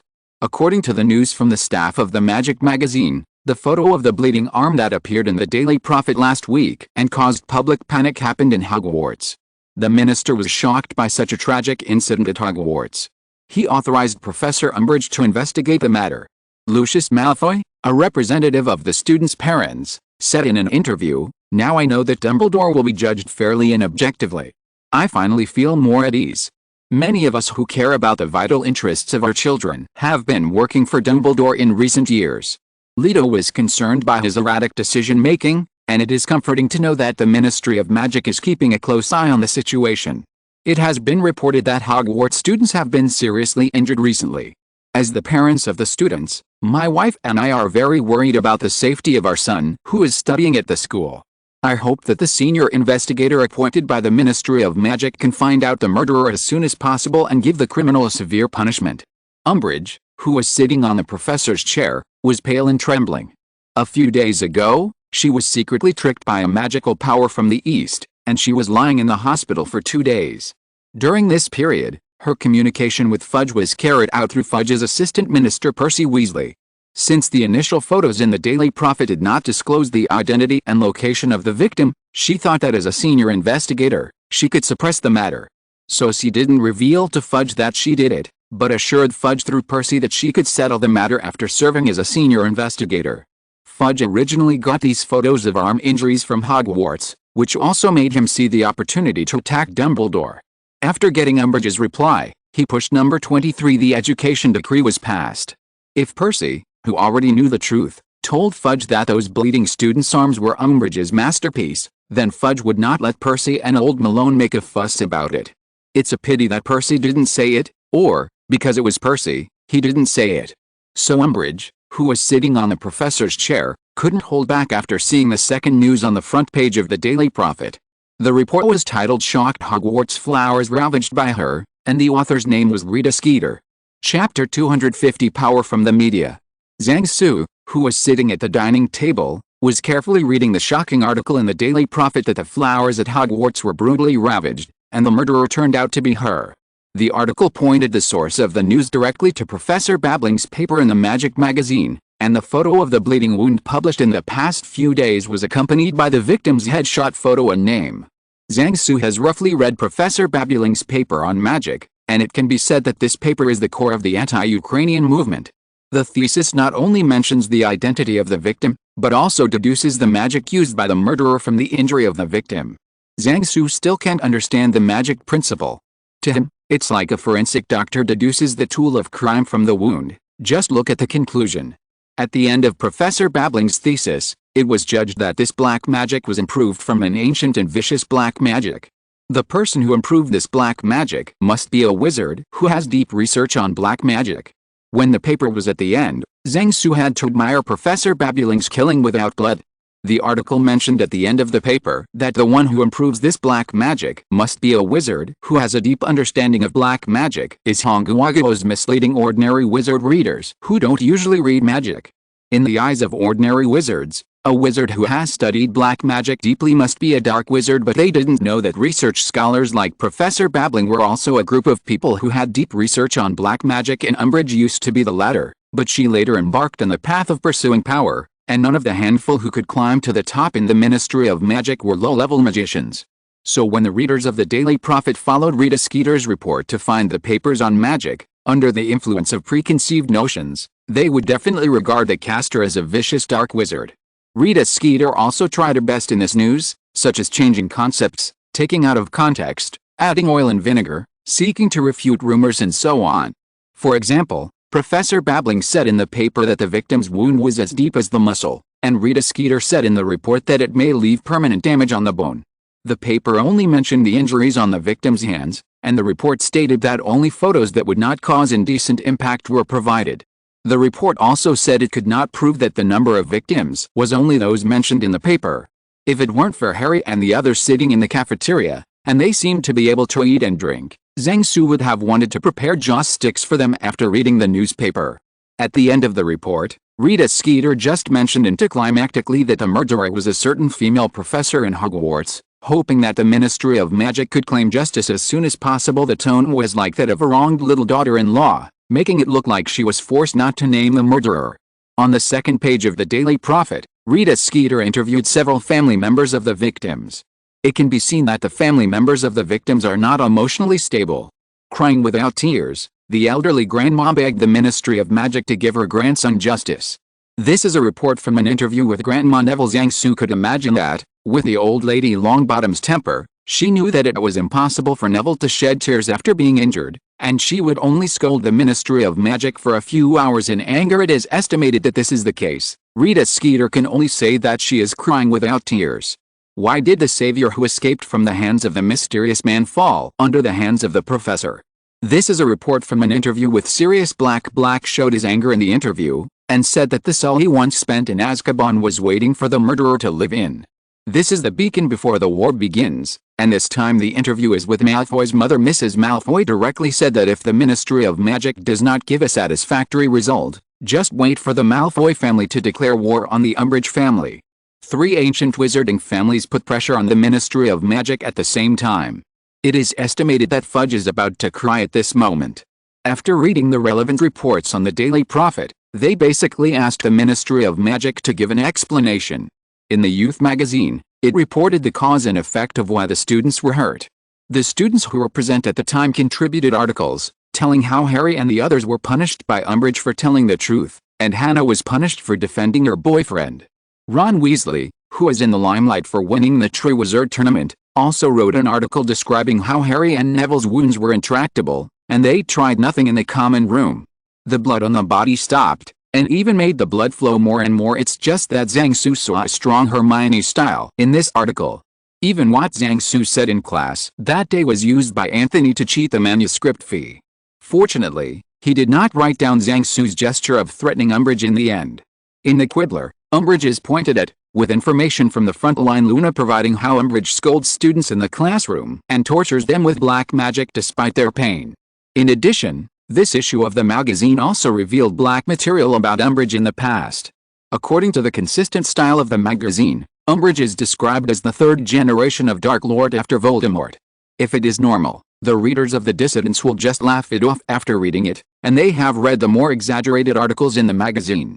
But this time, with the corroboration of magical papers, reports from the Daily Prophet, and articles from youth magazines, the credibility of the naysayer was doubled. Magic exposed the incident, the Daily Prophet publicized the incident and put pressure on the Ministry of Magic, youth magazines told readers the ins and outs of the incident, and Quibblers revealed the details of when the victim was harmed. After such a media combination, Zhang Su could not see the possibility that Umbridge could continue to stay at Hogwarts. Evil will be punished. Luna, who was sitting next to Zhang Su, said after reading the Daily Prophet. Then Zhang Su gave Luna a brainstorm, and then said, "Then you can't risk yourself in order to seek evil. Is your hand ready?" Luna pulled up the sleeve of her robe, stretched out a white arm in front of Zhang Su, and said, "It suddenly recovered a few days ago, but last night I suddenly felt itchy." When Luna stretched out her bloody left hand in front of Zhang Su that day, she frightened him. When he learned that Luna was punished by Umbridge for defending himself, Zhang Su didn't know what to say. Later, when Luna said that she deliberately talked back to Umbridge just to expose Umbridge's crimes, Zhang Su believed her words.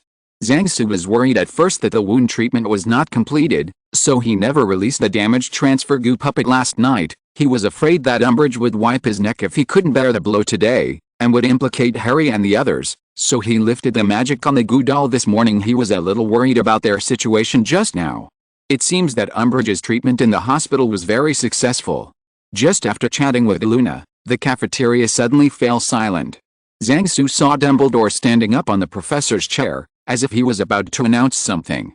The dividing line that seems to appear for the first time a few minutes ago, when Umbridge saw the title and author of the report in the Daily Prophet, he almost fainted. Because it was Rita Skeeter who published a picture of the injured and bleeding arm in the Daily Prophet. At first Umbridge believed that Rita Skeeter did not know the details of the photographs because according to Rita Skeeter's style, if she knew that these wounded were from the Deputy Minister of Magic, she would definitely jump out and attack her immediately.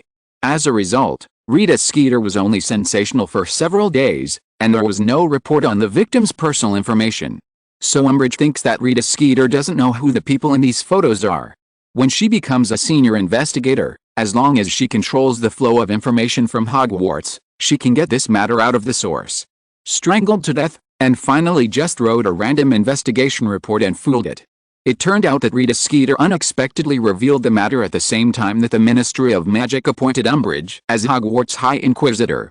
Umbridge would have spent so many years of salary in the Ministry of Magic for nothing if he couldn't see whether there was a black hand behind this incident. Although Rita Skeeter reported that, this chapter is not over, click on the next page to continue reading Babbling's thesis. But Umbridge remembers that Babbling took Harry and Neville away after seeing the photos in the Daily Prophet, so we can know when Babbling knew about it later than Rita Skeeter. Moreover, Babbling is notoriously indifferent to world affairs in the academic circle, so it is impossible for her to collude with Rita Skeeter. So Umbridge ruled out the possibility that Babbling was the villain. Umbridge looked to Dumbledore, the number one suspect behind the crime, only to find that Dumbledore was frowning at a magazine. Umbridge had many reasons to suspect that Dumbledore was behind it. But she immediately overturned the conjecture that Dumbledore was the Black Hand, because she didn't think Dumbledore would cooperate with Rita Skeeter. While Dumbledore could have given Babbling instructions, it certainly wouldn't have worked so well with Rita Skeeter. Soon, Umbridge found a faint smile on Snape's face, who was also flipping through a magazine. Umbridge was wondering why Snape, who usually had a cold face, laughed. Could it be that he was behind the scenes, and now he was happy because he had achieved his goal, but he had no grudges with him in the past, and he had no grudges in the present? Why would he want to hurt yourself so much? It occurred to Umbridge that Snape had been coveting his position as Defense Against the Dark Arts professor, but Dumbledore had always disagreed. Now that school has started, if he is kicked out, whether it is Dumbledore or the Ministry of Magic, it is impossible to find another professor of Defense Against the Dark Arts temporarily, but the professor of potions is very easy to find. Snape and Babbling have been colleagues for many years. If Snape asks Babbling for a favor, and it is something that is happy for her, such as writing papers, she will generally not refuse. Snape also often publishes papers on magic, and at the same time, he has a very close relationship with the senior management of the Magic magazine. It is not a big problem for an academic journal to publish a day late. The senior management of the magazine sees Snape's face. It is not surprising that the above agreed. And it wasn't unacceptable that Snape and Rita Skeeter knew each other.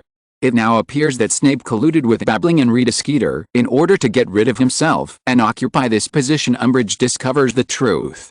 At this moment, Dumbledore suddenly stood up and said to the students who had just finished breakfast, "Due to some regrettable incidents recently, Umbridge's teaching of Defense Against the Dark Arts is suspended from today. Defense Against the Dark Arts class will be taught by Professor Snape until the senior investigator sent by the Ministry of Magic investigates the matter clearly." The students who had read the Daily Prophet applauded immediately, while the students who hadn't read the newspaper borrowed the newspaper one after another and read it. And Umbridge glared angrily at Snape's slightly smiling face. For the next whole day, everyone in Hogwarts laughed, including Snape, except Umbridge. Zhang Su also admired Umbridge for being able to be hated by the teachers and students of the school after only attending class for a week. During the whole day, Umbridge stayed in his dormitory and did not come out. And outside of Hogwarts, a storm has swept through London's Wizarding Society. Hogwarts students learned the news in the next day's Daily Prophet. On Monday morning, a large-scale wizarding demonstration broke out in Diagon Alley. The main body of the parade was the parents of Hogwarts students protesting against the Deputy Minister of Magic, the Professor of Defense Against the Dark Arts at Hogwarts, and the Professor of Magic at Hogwarts. Dolores Umbridge, the newly appointed senior Hogwarts investigator of the Ministry of Magic, maliciously harmed Hogwarts students and asked the Ministry of Magic to severely punish Dolores Umbridge. At the same time, all the shops in Diagon Alley, except for Gringotts, which was run by the Goblin, were on strike, announcing that they would not resume business until the Ministry of Magic severely punished Umbridge. The shops in Knockturn Alley later joined the strike. The merchants in Diagon Alley and Knockturn Alley went on strike in support of the parade, and it should have nothing to do with the rumor that the Ministry of Magic will send senior business investigators to Diagon Alley and Knockturn Alley. Towards noon, the procession went to the Ministry of Magic through the fireplaces in the shops in Diagon Alley, and continued to demonstrate around the fountain in the Great Hall of the Ministry of Magic, demanding that Umbridge be severely punished. The Ministry of Magic suddenly entered a state of emergency, and all the Aurors were transferred to the surroundings of the hall to carry out stability maintenance work. It's just that many Aurors also have children who go to school at Hogwarts, and under their leadership, the Aurors enter the state of fishing. Then the Ministry of Magic staff, who also had children studying at Hogwarts, also began to leave their jobs and join the demonstrators. For a while, the entire Ministry of Magic entered a semi-paralyzed state. At the same time, Fudge, the Minister of Magic who had just been baptized by countless howling letters, was blocked in the office by the representatives of several ancient wizard families such as Longbottom and Abbott, demanding an explanation from the Ministry of Magic. The ancients said that the strong wind knows the strong grass, and the toughness knows the honest minister. Just when Fudge was at a loss, two young men stood up. In Fudge's office, after obtaining Fudge's acquiescence, Percy Weasley, as a friend of Neville, persuaded Neville's grandmother, who is also the leader of several families who are forcing the palace today, Mrs. Augusta Longbottom. I promise that the Ministry of Magic will definitely come up with a proper solution today. Please let the ministers go to the conference room for a meeting to decide on the specific solution. With Percy's persuasion, Fudge was finally able to leave the office. At the same time, Percy chatted with Mrs. Longbottom in Fudge's office about his and Neville's happy life in Hogwarts before, and stabilized the gang. At the same time, Cedric Diggory, a new employee of the Ministry of Magic who had received a message from Percy, volunteered to come to the hall and persuaded the demonstrators under the name of Assistant Minister of Magic Percy. Cedric first won praise from the wizards present with his elegant demeanor.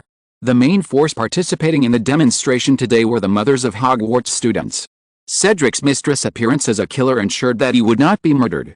After Cedric relayed the promise that the Ministry of Magic would come up with a proper solution today, the demonstrators agreed to quietly wait around the fountain for the results of the Ministry of Magic's handling without affecting the work of the Ministry of Magic.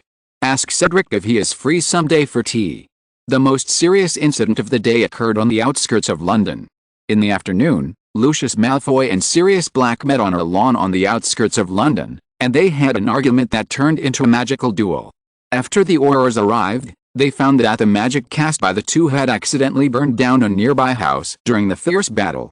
After the Aurors arrived, the two said that they were just discussing in a friendly manner, and expressed regret for accidentally burning down other people's houses. How much money would it take to open a few? And it wasn't Malfoy Black in the blink of an eye. Zhang Su found out after asking around the classmates that the house that was burned down was Umbridge's home. After Zhang Su figured it out, he complained secretly, how did these two calf-protecting guys meet together by chance? If the Aurors hadn't arrived in time, one of them might have died yesterday.